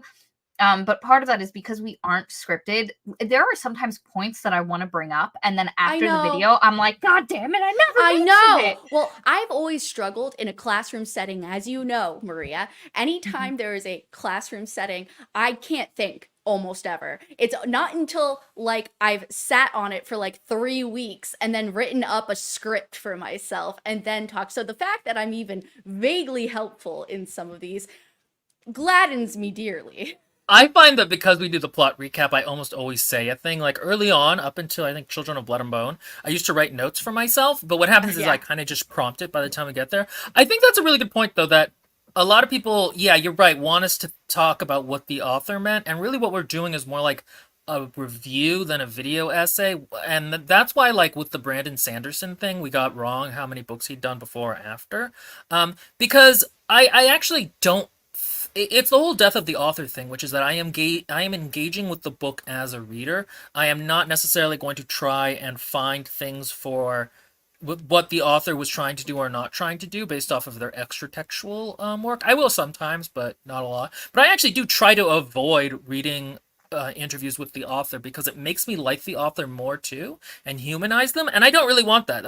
The author of Blood and Bone, I hated that book, but like she's really cute. Like she's really trying her best. She's really doing her thing. And like after I She's watched them trying to do a afterwards, thing. yeah, and I was like, oh, You know what's really cool too is that despite the things that, didn't work, gosh darn, you put a book Yeah. out there and you did all these things. I know. There was something else I wanted to mention too. What was it? Shoot. It'll come back to me at some point. But yeah, and Oh listen, yeah, no. I remember what it was. Can I say it? Go. Okay, that's like on the Savior's I think Savior's sister one. It was that somebody was like, why didn't you guys do your research? A scythe isn't used for this. It's this tool or something. that And I was the like, weirdest comment. I was like, that's hyper specific. Well, I didn't do any research. I wasn't gonna do any research on farming tools. We were just doing it off the cuff. But A I lot thought of it people was made so the funny. point that ancient Greece didn't have sugarcane, and I was like, yeah, it's not even I think the correct place for it. But yeah, and I think that kind of comes into it. So the other point of that one was talking about our subjective versus objective opinion, and I think that Maria's been very clear that a lot of this is subjective. I think I'm the one with the hotter take on this. If you want to talk about it first, though, I think that's fine. About which one?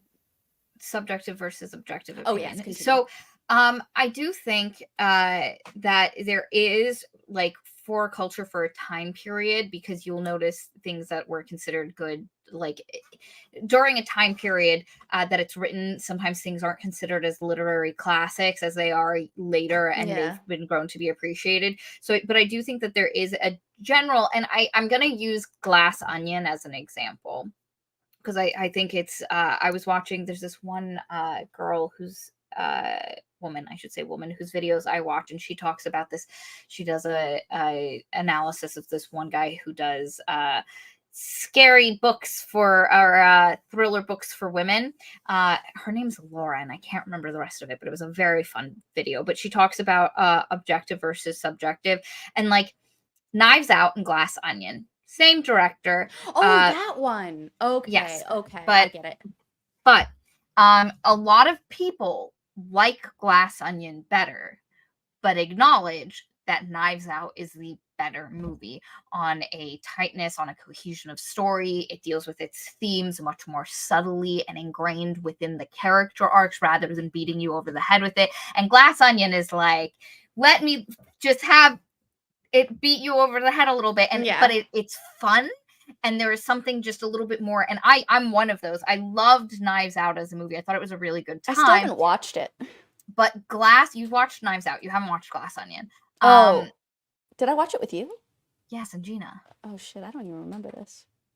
But Glass Onion is just for a lot of people the one they prefer. And so you can have, and part of it is like if the entire, like if the values of your time period and your culture and like the general consensus is this is a good thing, these are the things that make a good thing, and it matches this, you can look at it and be like, yes, Glass Onion does Knives Out does a lot of these things, but I just like Glass Onion better. But you have to have the wherewithal to be able to say, despite that I like this one better, I don't think it is actually the better movie.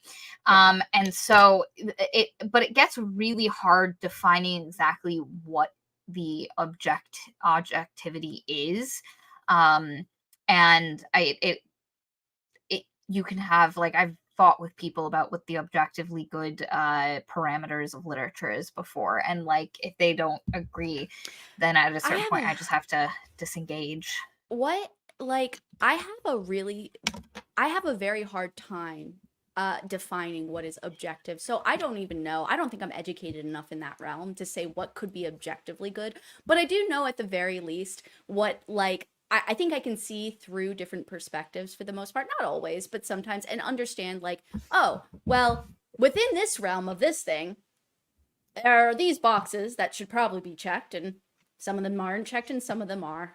But that's the thing, Katie. You know what the boxes are. You know enough to know But what the boxes I are. Those guess. are no, but that's the thing. Your experience with reading, your experience in a degree program, and your experience engaging with this on a critical level enough. You know what the boxes are.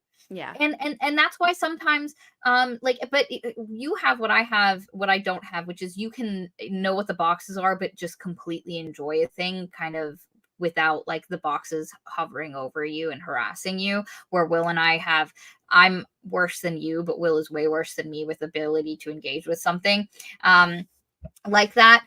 But you know what the box, that when you know what the boxes are, that's the thing. So I actually haven't been able to fully follow you guys saying I was dealing with the situation in chat. Yes. So No way. So I'm gonna give my opinion on it, and if I Laura overlap, I'm just Crohn's sorry. video. Yes, that's exactly what it was. I was about to point that out. I saw that person dropped the name. Yeah, so I was referring to Laura Crohn's video about Gone Girl and Riley Sager. Anyway, continuing. Go, William. By the way, Moras de La Paz says, love from the Philippines. I love listening to you guys while doing chores. That's honestly such the compliment that people, because that's how I listen to video essays. I know, me too. Oh God, that's so refreshing. Thank you so much for that nice that's how palate cleanser. Jesus Christ. Yeah, that's how I do.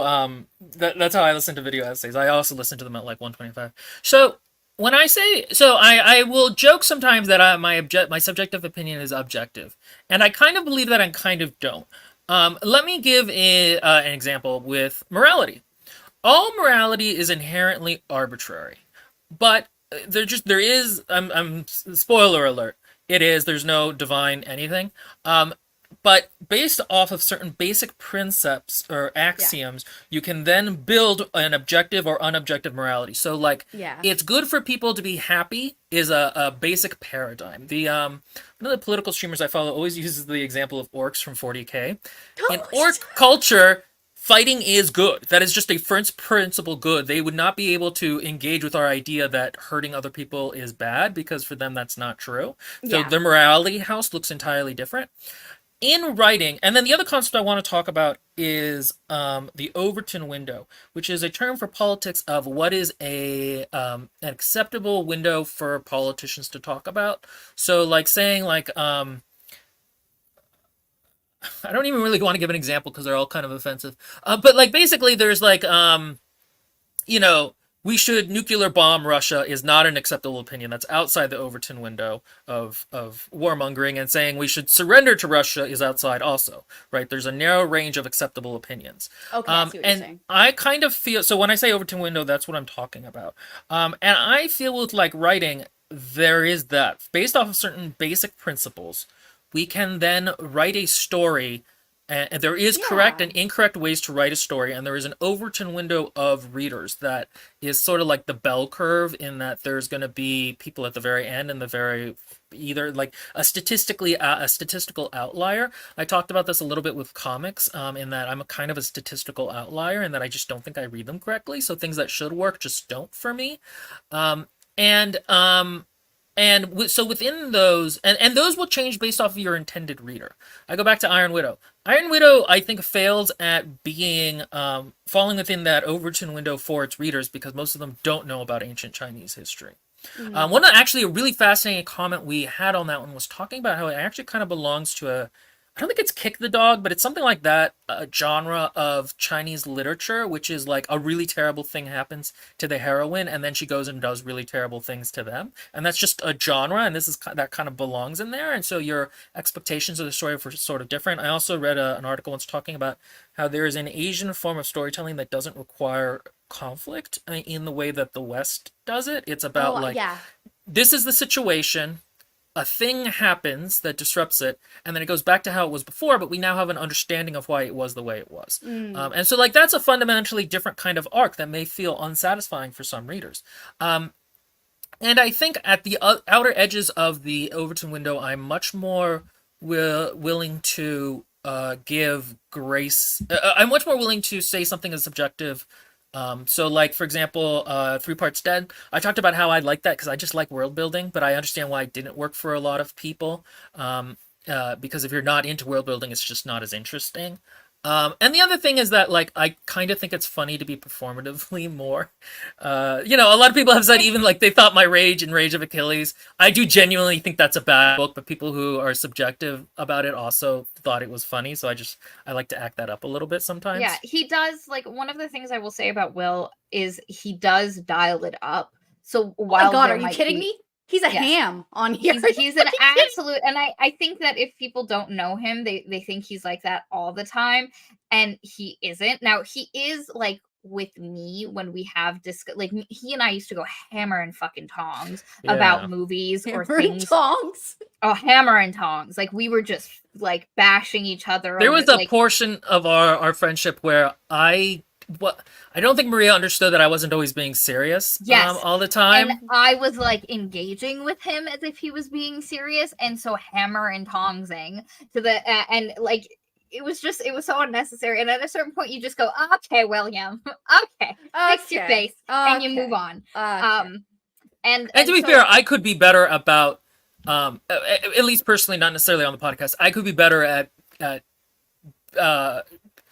showing and communicating to people Reading that, like, it's- I'm just okay, kidding. yeah. You know what I Yeah, mean? yeah. Interpersonally, I sometimes I think have that issue because I just like going like real slow level. Yeah. But yeah, so I would say that I actually do think within the Overton window and the basic paradigms of good writing that we have, I think there's objectively right and wrong ways to do things. But I also understand that there are certain topics that are more subjective than others.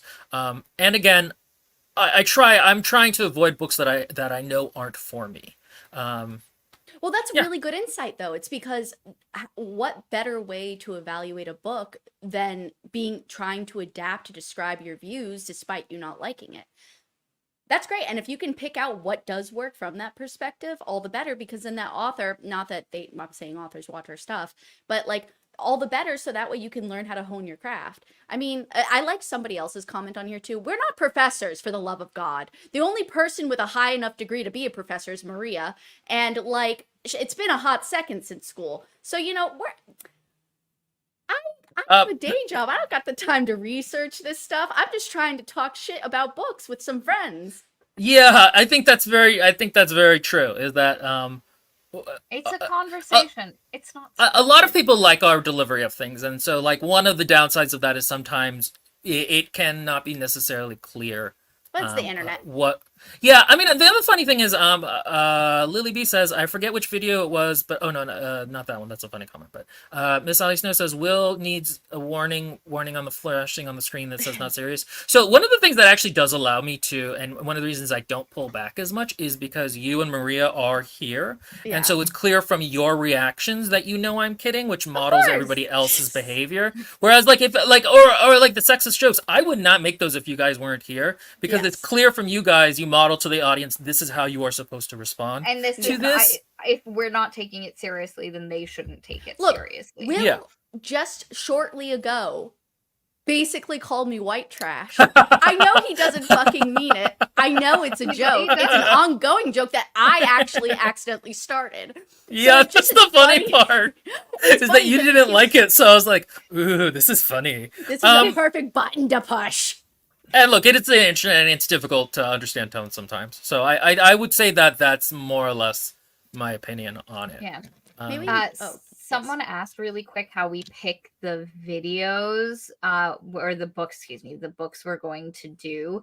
And someone said they decide in the Patreon, I think. And that is true for one of the books we do a month, where the patrons in our book club get to nominate, and then we will limit it down to 3, and then they vote from the 3. What book did they make us read, Will, that we hated? There's lots, but there's one in particular where like it's like they read it already. They didn't make us do anything. I think they did. There was one that was awful. But then there was also the mid-month one where everybody just started reading it after I mentioned I might pick it. What was that again? Maria, how do we pick it was Fourth Wing. How do we pick books normally though? Will. What's your part in the process? Will goes, does this sound like a good book? And I go, yeah. Or I think that's too niche, which doesn't happen too often. But it's mainly like Will be like, I was doing reconnaissance, and I found this book is doing well here, so we're gonna read. And sometimes books are on there, and I have no idea where they came from. Like I'll just go, Will, what's the next book for the next week? And he'll go, this is it. And then I go, okay, and then I just start reading it, and that's it. That's so Will has a books are picked. William, if you have a problem with the books picked, William. No, okay, wait. A Guest in the House is the first book we've done that either of you have been like, hey, let's do this book a lot. And I've been like, okay. Besides Hyperion. No, yeah. Oh, besides Hyperion, yes. I insisted upon, well, I don't insist upon a lot of books, although there are two in particular I would very much like to read. One of them being Rune Marks. But anyway, no, Will has Will has done, you guys should really attentive, everyone. William has an entire compendium of subcategories of authors who focus on this, authors who are of this country, authors who come from this language, authors that this is focused on this thing and this thing and this thing. He has a million different categories that he's listed out on all these things. And then, we just go so that we have a nice rolling type of different types of books for the most part. Yeah, I basically, and the thing is, I know you and Maria's tastes, so I always try to take that into account of what you guys are gonna like to read. It's a combination of I actually thought I would like Swordheart too, and then I just was like, okay, I'm finding this woman really annoying. No, Swordheart was a Patreon one. No, I picked it for. Oh wait. But it was originally, that's how we found that one. Yeah, that's how originally, and actually that is how I find the book sometimes, is people will pitch them on the Patreon book club, and I'll be like, oh, that sounds interesting, I'll pick that one, and that's happened a couple of times. I go through Goodreads lists sometimes, what books are incoming, which ones are nostalgia ones that we want. For the mid-month books, I'm trying to pick good ones outside of Fourth Wing, because it's just painful to read mediocre to bad books a lot, and it's hard to know going in, though. Actually, let me look really quickly at our upcoming schedule. Wait, Valerie, did you like Swordheart or did you not? Valerie loved Okay, yeah, I loved Oh yeah, Swordheart. she did love it. Up until basically just that last little patoot at the end. That little patoot at the end, I was like, nah. But everything up until that, I had a fangirl moment where I was washing the dishes and I forget what was happening. I'm pretty sure it was the pee in the jar moment. And I was like, and then I paused it and walked around in circles for 3 times and then came back and pressed play and kept washing the dishes. Whereas Here, I'll actually enjoyed it, but had problems. We went. Oh, well, yeah, there's obviously. No, that's Swordheart is a wonderful example of how Katie, personally for me, Katie, the person who reads writing and I'm trying to break it down, the academic side of things, I guess, whatever, editorial side of things, I'm like, oh, that shouldn't, that wasn't that great. That wasn't that great. And then Katie, the reader, who was like, I love this. More of this. I ate that book up like crazy. So funny. Here, I'll actually show you guys the doc I have. Let's see. I wish I could use birth control by just sheathing a sword. And then that's usually the opposite. You know what I'm saying? Yeah, exactly. I think love about the metaphor. The double entendre, just shut the sword and then funny. The sperm dissipates, and I don't have to be on some birth control. That would be great. This is why we get demonetized if we ever got demonetized. So this is the way I normally do it. Is I first. You're revealing so much.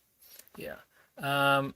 This is how I normally set them up, is I set up what week it is, which book we're going to read. There's the mid-month, there's the Patreon, there's critique streams. So in this case, we're doing the comment response video now. We'll do Iron Flame. The reason, and I always put how long the thing is. Iron Flame on pre-order was a different length than the actual order, which is why it says 14, and it's actually 28 or something. Yes. This was the release date of it. This is the Patreon critique stream like that. I also have recorded and then upcoming. Guest in the House would have got used. And then I then just tend to put a bunch of random books. The newest books I'm looking at, I put here. I have story ideas. I think it'd be funny for the three of us to rank fanfic tropes. I think that'd be funny. And then I have short books, bad books, normal books, and then the second bad books. Second bad. Which was just new ones I picked, I think. Let me see. Recent-ish. Sci-fi. Sci-fi. Meh. Yeah. For a while. So, I usually do that, and then lower down I have more rankings. I used to do a lot of really specific rankings, but a lot of those books were YA, and I was just like, okay, I don't really want to read those.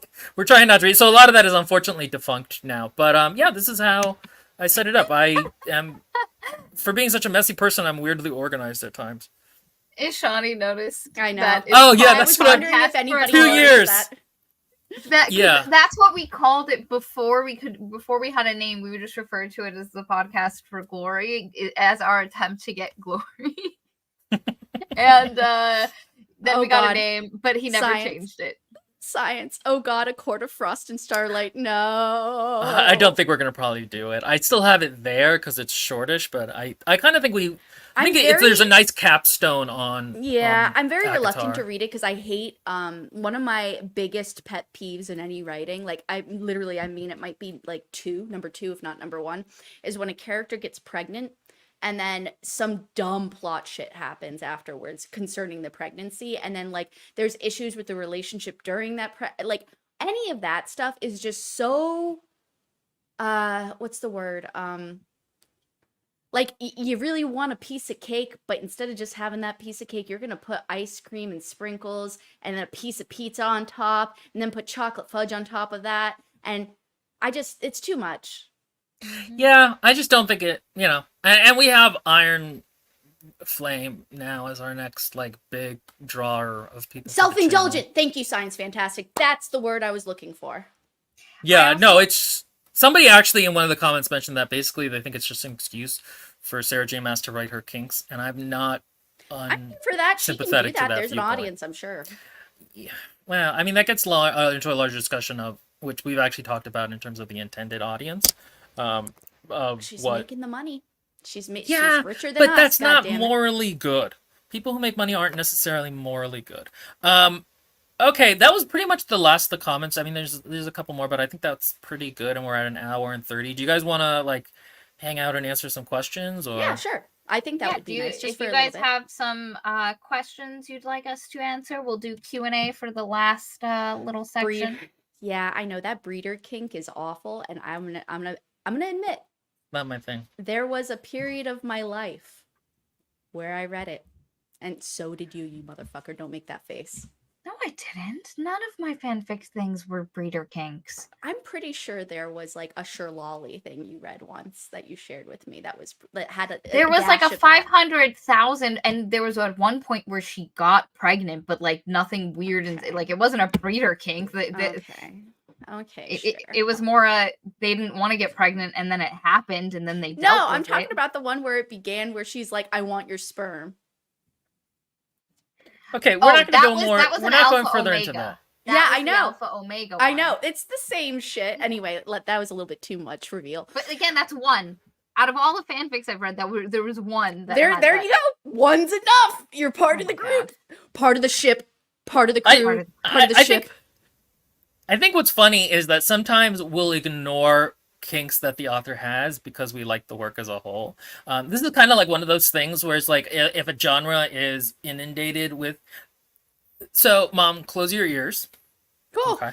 Mama Will, close your ears, please. Mama Will, yeah. This is adult talk for your son. But if you've ever looked up pornography, there is a bizarre amount of familial, like bro and stepsis, this and that. Of course. And you just have to ignore it. Like, if it's not your kink, which it's not mine, it's like you just kind of have to ignore that part of it. And I think sometimes that's what happens with like fiction is you just kind of have to ignore the things in it if it's too much of the part of the genre. Lily, Katie just dragged down Maria with her. You read one Shirlali fic by an author you like that happens to be Alpha Omega, and now you're forever cursed. Wait, we have a couple of questions. So Science Fantastic had asked, what is your favorite subgenre of science fiction fiction? Is that what that is? Science fiction and fantasy. Oh, fantasy, excuse me. That's what I meant. Grimdark. Anything liminal usually I enjoy. I've always really wanted to read more kind of Conan the Barbarian-esque sword and sandal or sword and sorcery books, but nobody really writes those anymore. And those are also very male-coded, so I don't think they would do well for the... I've tried to actually read Conan, and it's awful. Conan the Barbarian, that is. I would really love if people wrote more like that, but like cool and feminist. But Maria, sadly, you? that's... So for sci-fi, I would say more like the cyberpunkiness, and it's not actually cyberpunk, but it's got a campy cyberpunk feel of Hyperion. yeah. As far as sci-fi, I like it when it's I have done a lot of hard sci-fi, like I've read the Three Body Problem series, and that kind of stuff, which I absolutely adored. But I like my sci-fi with a bit of camp, or when the sci-fi is being used to analyze like specific things about humanity as a whole. And so basically, all of Ursula K. Le Guin's sci-fi is Which my we need to favorite. read at some point. It's so Yeah, we good. do. I don't know. I like she's so excellent. And like I much prefer her sci-fi to her fantasy. I think it just works better for me. And then as far as fantasy, I like when it is fable or fairy tale retellings, but done on a like really interesting level. And that kind of engagement. I much prefer smaller, and I've mentioned this before. I don't like the really long, sprawling epics where each book could be broken up into 4 different books. I like where it has a tight scope and a specific thing, and like they start doing this thing, and they're gonna like, and then they do it. And One it might happens. say that clocks don't have gears they don't need. Okay, yes. Ha, ha, ha, ha. Anyway. One author go ahead, please. Manuel says, Katie, would you read Chinese Bai translated into English? It's a different type of romance due to the censorship, but it's a plot and lovely characters. Like as in like for editing. Boy, Oh, I thought you would know what that is. I think that's Boy Love. Boy. BL. Oh yeah, Oh, I think okay. like you can. I have an entire manhwa series that I literally bought from some. I had to bid for it on eBay because it's not in print anymore. And this was this was ages ago. I wouldn't buy it now. But first, I don't got money. But second, I just wouldn't do it. But yeah, no, absolutely. But I also want to throw in my I was right. It was Boy Love. Yes. I also want to throw in What my a surprise. 2 I cents didn't for recognize that. The science fiction. Science fiction, oh my god, Cthulhu mythos. All of that. Yeah, that's cool. Like next dimension horror. I like science fiction when it's horror based. I don't really love science fiction when it's not horror based, even though I'm fine with it. Like for example, I know you don't like Murderbot, but I love Murderbot. I really liked Murderbot to the point where I bought it for my husband for his Christmas present. Because I think he'd really like it. Did you get an apology for him? No, shut up. I really enjoy science fiction. Though when it includes basically like what is it called again? The not The Color Purple, shame. It's the movie with Nicolas Cage and Color Out of Space? Yes, Color Out of Space. Like Yeah. I really like that kind of stuff where there's horror involved, and I really wish we could find a book that involved aliens and like abduction stuff, but it's like horrific. One of my favorite all-time scenes, even though people hate the movie, is Dark Skies? well, that's good, yes, but people like that movie. No, I don't. Nope. People don't like Nope. Oh. They say it's Jordan Peele's like weakest movie, which I think I'd agree with. But I love it to pieces. I've rewatched it many times, and the scene where they get sucked up into the alien's gullet and it's like they're being digested. What a horrific scene! I want that. And then fiction, same as Maria. I just want folklore twisted into something horrible but lovely. Basically, One kind of sci-fi I really love is like sci-fi fantasy-ish, like Gideon the Ninth falls into that. Yeah, that's Nine fun. Fox Gambit falls into that. Warhammer obviously does, which is why I'm such a big fan of it. Lindbergh says, what's happening with your separate endeavors? Maria's sequels and Will's Game of Thrones. And Katie's comic roasts. corner that never made an appearance. Yeah, I think we're all just kind of busy. I know for me with the A Song of Ice and Fire stuff, like I need to go back and rewatch the one I did because I had a feeling at the time that it was not very good, but I don't know if that's true or not. And then I've just been busy. I haven't even had a chance to edit our critique videos into the little sections. Yeah, the little thingies. I know. I was supposed to do an editing short video thing, which I still hope to do one day. I was literally just bemoaning this to my husband 2 days ago, how I don't have time for anything, and then I broke down in tears. But let me tell you, I'm sure all of you who have purchased a home know, buying a house is wonderful, but it sucks. There is so much money right now, America, I'm sure around the world in general, it's because capitalism is on the rise, but it's hard. It's hard out there making money and paying all your bills and stuff. So I'm just fuck that shit though. Look at this. Oh my So god. cute. They're both together. They're never together. They're always so sweet to each other. I love how cute they are. Oh my god. Just shoot me. I know. Somebody Okay, another said, question. yeah, sorry, there's a bunch of these, so I'm not going through these. It says, I second the classics question. I love the persuasion review too, and think it would be interesting to Oh. do something similar. I don't, I'm assuming the first one was about whether we do classics. I think Yeah. the thing about it for us is that we would want to do more research on them beforehand, and that Oh those god, are yeah. things, and none of us really have time for that. It's the same The problem that we were persuasion just describing. movie review kept getting moved back because me and Maria kept saying we were gonna look at articles on it, and then we didn't, and then and then we eventually did. And I think actually that made that review so much stronger. The It's fact that so we much had, stronger. It's yeah, one of and my so favorite videos.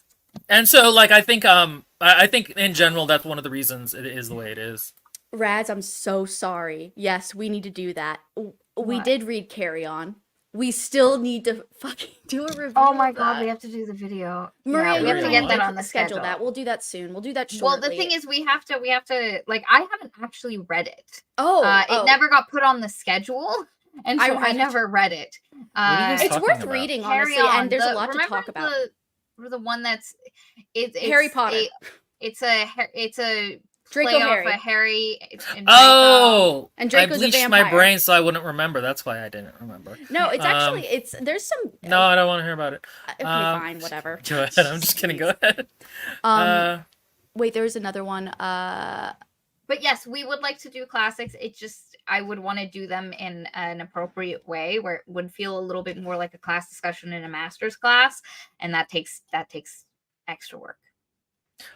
Phoenix says, Will, as a former moderator, a Warhammer community for half a decade, and much mixed memories on the setting community. The comment early on about weird Warhammer fans hits hard. So, I've said this before, and it's far enough in the video for it to be safe. The problem with Warhammer fans is that the Imperium, the main human setting, which everyone likes, is a fascist state. It's a fascist theocratic state, and the setting is sort of criticizing that. Like in setting, people know it's not a good thing. But the thing about it is people who like the aestheticism of fascism and fascist ideas then uncritically start to like the setting for that reason, so it kind of draws people in. It's the way that like not all teachers are pedophiles, but if you're a pedophile, being a teacher is a really good way to access children. Sorry, that was a little bit harsher than that's just the one I remember, but that was a little much for but anyway. No, but I understand what you're saying through that. Right. And it's funny because people have said that there's a difference between the fans of the evil factions like Chaos, which is all like ooh, self-indulgent and weird. Those fans are actually tend to be a lot friendlier and less gatekeepy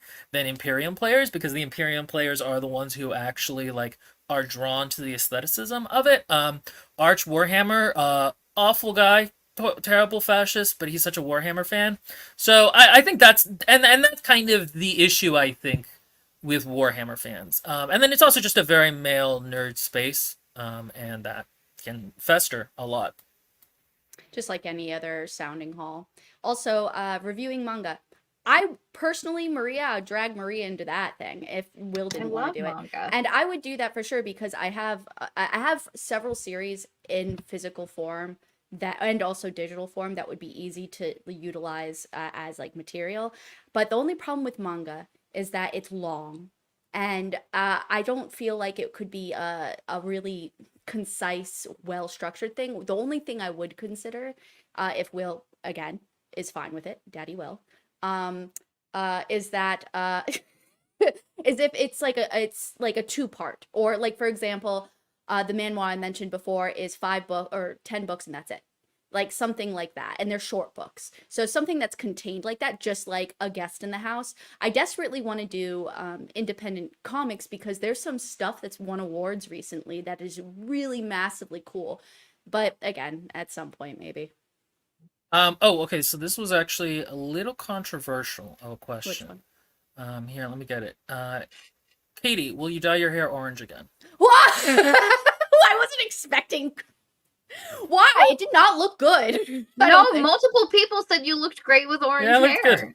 See, meanwhile, my husband's like, I hate that orange hair. I really want your blonde hair back. And I'm like, I'm an adult now. And through all the dyeings, that my hair ain't going to be blonde like it was earlier. It's going to be dirty champagne maybe. And it's never going to be blonde. He's like, I still like your natural hair color better. See, Um, Sloan says, yes, Katie looked so awesome with orange color. Now you guys are gonna make me consider it again.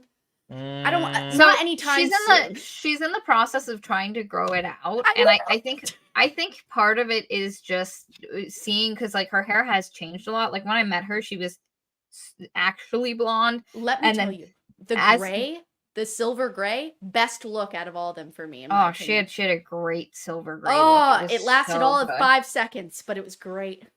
But yeah. So I think seeing what her natural hair color is now What a is bizarre. going to be a thing. Yeah, okay, let's move on past my hair. all right. Let's see. Wait, There were a bunch of them, but here's one. Maria, have you read Rose Daughter?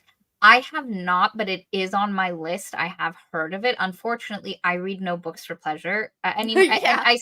I read for the podcast. Now that is a little bit of a lie. In between some books, I've managed to squeeze in some other books, which is why Lindbergh was asking about the Maria's sequels, because I've attempted to read some of the sequels we've done. And Lindbergh, the one comment I will say to that, because I didn't actually say this, was I thought I had finished the Raven Boys series, but then I realized that there was another book that I thought it was only 3 books and it's 4. So I'm in the process of finishing that last one. And then we will do it, because I would love to talk about that series with someone, because there are some things that I think go off the rails a little bit, and yet I love it so much. Bro, somebody loved your Emma 8 shtick that you went through for that entire period. That was really funny, actually. Shit. Let me tell you, my favorite thing about most, except from Persuasion, because my girl is an angel and should always be protected, but I love watching Jane Austen heroines eat shit. It's great. Mwah. Faith Speaks says, do you guys ever read indie books, or are you too busy? We're okay with indie books. They have to have an audiobook, though, because that's just the only way we really get through this many books. These dreams are made of teeth, and yeah. and the I think, wasn't the Titanic one indie? Oh, so is Carry On. A Million to One.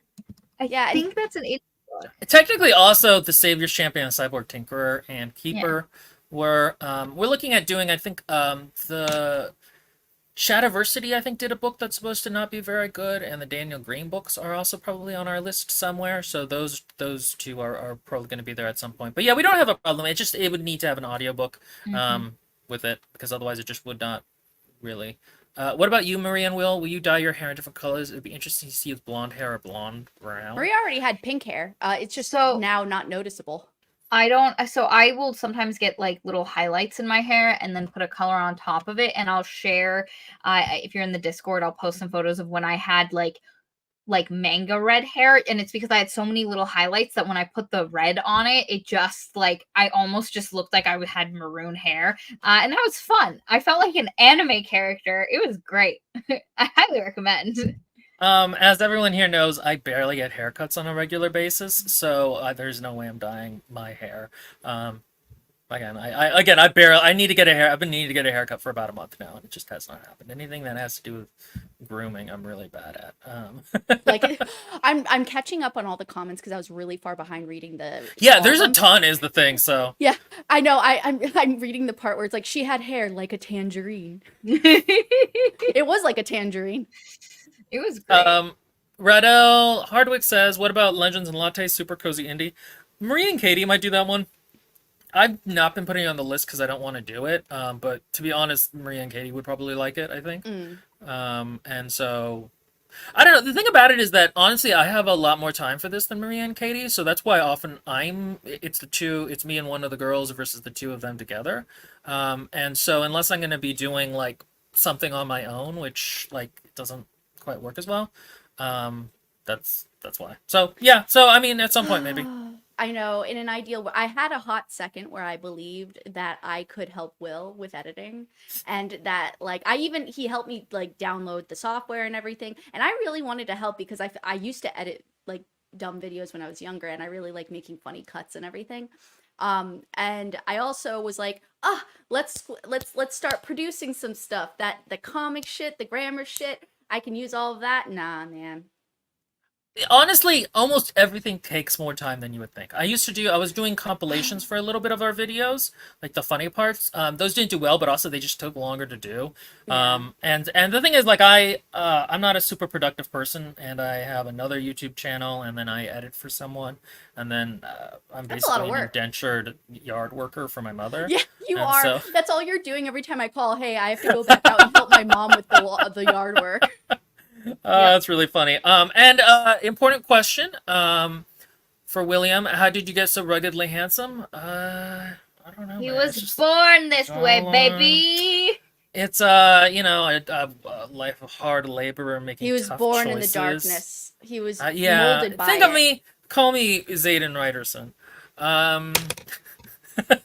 Shade. Somebody was saying how deeply weird it is that the only thing the main character is attracted to in him is his looks, and I was like, oh, that is weird. Like, there is Yeah. nothing else about him she actually likes. She constantly says she can't, like, she's like, I won't be able to control myself. It's because she's suspicious. Oh God, yes. It's like right at the beginning where she's like, we're having these issues, blah, blah, blah. And then she's like, but physically, we're perfect together.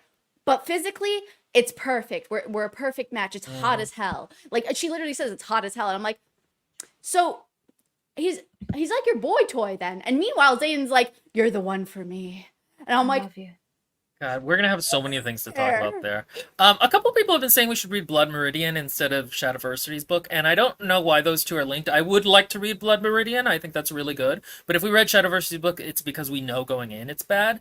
Again, we tried to do roasts like at least once every month or two, and that would probably just be why. Blood Meridian would be an entirely different thing. Assuming the Blood Meridian they're talking about is the one by the No Country for Old Men guy. I forget his name. by the way, one of the questions was, what's our favorite romance tropes? Oh, Well, what is your favorite romance trope? I feel like mine should be apparent. Everyone should clock it from a mile away. If Okay, you don't everyone. know. Everyone, put in what you think Maria's kink or not. Yes, actually- romance trope is. Everyone, put it in while Will answers this, and then we'll take a look at No, it. no. Put in Mia's first, then put in Katie's, and then put in mine. Okay, yeah. Okay, This is yeah. a fun Put it game. together. What do everyone? Your time to interact. What is okay? So Maria, people are saying monster boyfriend. Put our Monster name boyfriend. beside the genre you guys want. Yeah, they're like 30 seconds behind us, so it'll take a minute. Yeah, I Yeah. know. That's And- we should do that for the poll. We should do that for a poll. Once next. everyone's done, Monster then no, don't boyfriend. say anything. Stop it. They're 3 minutes Uh, behind, but again, they're 3 minutes behind, so we've already had a bajillion. Okay, well, Poor Pick everyone picked McCarthy. monster boyfriend, so there you go. They were Yes. right. That is. Listen, These are really funny. Saya Blackbird says, "Will, bitchy hot." Bitchy girl." hawk. God, it's You weird. guys hit that on the head. Like, that was Ugh. really good. I didn't even think about that. There for there some are reason. others. There are others for the record. So don't keep. You haven't hit. I want to know all what of everyone this? thinks mine is, though. So you pegged Will, not literally. You pegged Maria, also not literally. But what do you think my... Oh, God. Maybe I don't want to ask that question. Someone said Uh, enemies to lovers for Katie. Oh, really? That's actually not a bad guess. You do kind of like is a that pretty kind of. solid guess, actually. I think I said that, not... Will likes lesbians. In a purely with tatas. non-exoticizing way or objectifying way, I would like to say. Just not like that at all. Maro Cat says Katie fairy smut. I mean, fair enough. Fair enough. Therapy. Omegaverse? Bro, that's mean of you to point out, bro. I now graduated from that point, but yeah, that was basically a hot guy. Oh, yeah. I need to Laura shut up says, more. "Who said they were slow burn bitches once?" That's me and Maria. Yeah. We're both slow burn. I am too, so what's it That's matter? my second one. It's That's like monster everyone. boyfriend and slow burn. No, some people do not want the slow burn. They want to just get into the action of it. No, I'm a slow burn bitch for life. Valerie, yeah, I you started really this hit that on the head. podcast. I started this podcast not thinking I was a monster boyfriend stan, and within like 4 or 5 books, I was like, "Oh, I'm here for it." I thought I was monster boyfriend adjacent. No, I am monster boyfriend trash as well. No. How do these these people know? Yeah, that's actually a good one. Her Katie, comfort is really Katie good. Katie is into her comfort. Holy shit, there. It is. Yeah, that's that's like the yeah, that's perfect. That's very close. I also like her comfort. I think that's a good one. yeah. It is. Slow burn is everything. Yeah. So okay, so you guys do know us pretty well. That was really horrifying to realize. Mine is easy. I talk about mine all the Yes, time. you do. I'm super Yes, you do. vocal about it, and I'm unabashedly proud of it. Somebody asked what are good examples of monster boyfriend. Oh, y'all. three. So I'm gonna throw Axiom's End into the ring. I'm just gonna frisbee disc it into. I love me some alien with not real genitalia to human genitalia or not human genitalia. You know what I mean? His Like, I love that hands stuff. can change shape into different tools. Perfect. Those froggy folks says because I have the same taste as Katie. Let's see. What else? I don't think we've So- actually read any other good monster boyfriend. When I was younger, there was a couple of books, and I'm blanking on the name, so I will try get this out there, maybe on a community post for you guys. The problem is some of them I read when I was younger. Like there was this one called Beast, and it was about a Persian prince who gets turned into a lion for sacrificing I want to read that a one camel for the that knew podcast. pain, and then he ends up as a lion, and then as a lion ends up in France, and then romances somehow a poor French peasant girl. So that's one. And then there's one by that one lady who does a lot of the fantasy stuff. one? It's called Beauty. Yeah, I know. I have your copy of the book still. Yeah. And I liked that, but again, I haven't read either of those since I was young, so I'd have to re-look at it and see. As we all know, Monster Maria Boyfriend. loved Ice Planet. That doesn't count for me as Monster Boyfriend. Ice Planet Barbarians. No, you hit the nail on the head at one point when you said it's only monster boyfriend if they're not hot when they fall in love. Otherwise, it's just hot guy. That's not monster boyfriend. I don't, and it's kind of like I had this weird thing going into hello from Greece. Glad you're here. But I have this weird thing where when we went into Sword Heart, I thought he was going to be like, she was just going to be communicating me too, with the and I was sword. disappointed when he wasn't. Maria and I thought we were going to have a transistor situation. Yeah, no, yes. Actually, it's a perfect comparison. Maria and I were both like, we thought it was going to be like the Zanpakuto from Bleach, where it's like the spirit within, and like you go into your inner world, and then that's how you speak to him or something. Yes, Robin McKinley. That's the author I was thinking about, and Rose Daughter is by Robin McKinley. That's the one who did the Beauty that I liked when I was younger. And one of the reasons I liked that version of Beauty is it's very similar to one of the original. There's this one French author who wrote like the first novel version of Beauty and the Beast that a lot of the ones take their stuff from, which I have actually read. Very like good and not good to be found there. But and that I also want to do Rose Daughter. I think that would be interesting. I would love well. to do What Rose is Daughter. Rose Daughter? It's the Robin McKinley version of Beauty and the Beast. I also want to do Beauty is Robin McKinley as well. She's done. Oh, two. Yeah. No, a lot of those I'm interested in. The one where he turns into a lion that Maria mentioned earlier, that actually I'm also kind of interested in. Yeah. So Transistor, Beloved. I love Transistor. Guys, I really wish I would love to read a book that is basically Transistor, but in novelization. It's because, let me tell you, that relationship. I thought that book, I wanted that game to go a little harder. Like there were so many too. good things in it, and then it didn't quite come together in But the they end. always do that. They always that Yes. team always does that. Yeah, a little bit. What is Transistor? It's a video game. You've seen me play it before for like It's 5 the one seconds. that's like a cyber world where she has a big sword that she carries around that talks to and her. she's got red hair, and it's tactics. You walked by in our apartment for 5 seconds and were like, "Oh, I like the art," and that was it. Fair. Yeah, the music to that game is really gorgeous as well. Wait, this is the perfect thing to have on when making things like pistachio, pasticcio. Pasticcio. Well, I thought it said pistachio for a second. I know what pasticcio is. You literally had it for your birthday every year for like ages. I have thought that me and Katie should do some like streaming video games. I think. Oh my god, that would be sick. I would love that.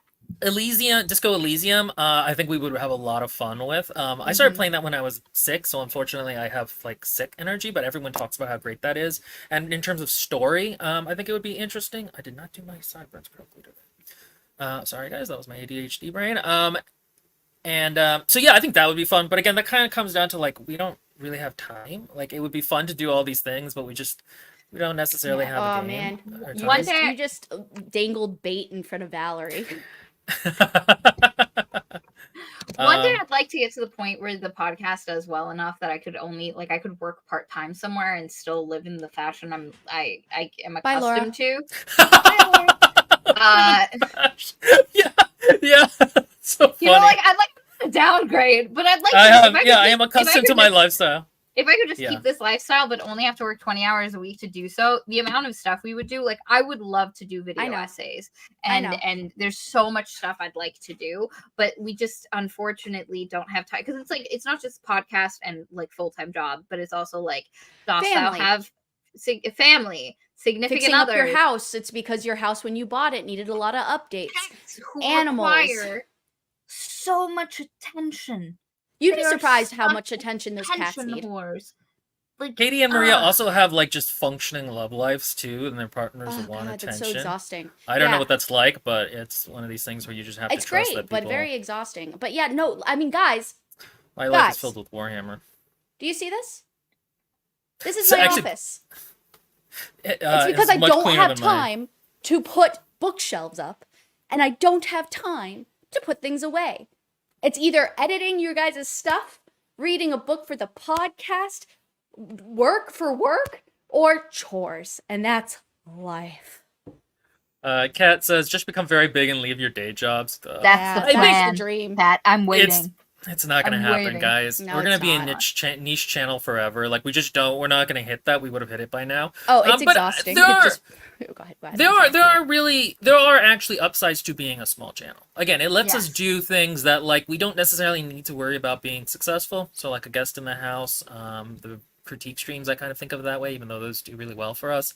But just there are upsides to it, and I think we're all really grateful for you guys. And Yeah, how the we are. channel Oh is We doing. god. are.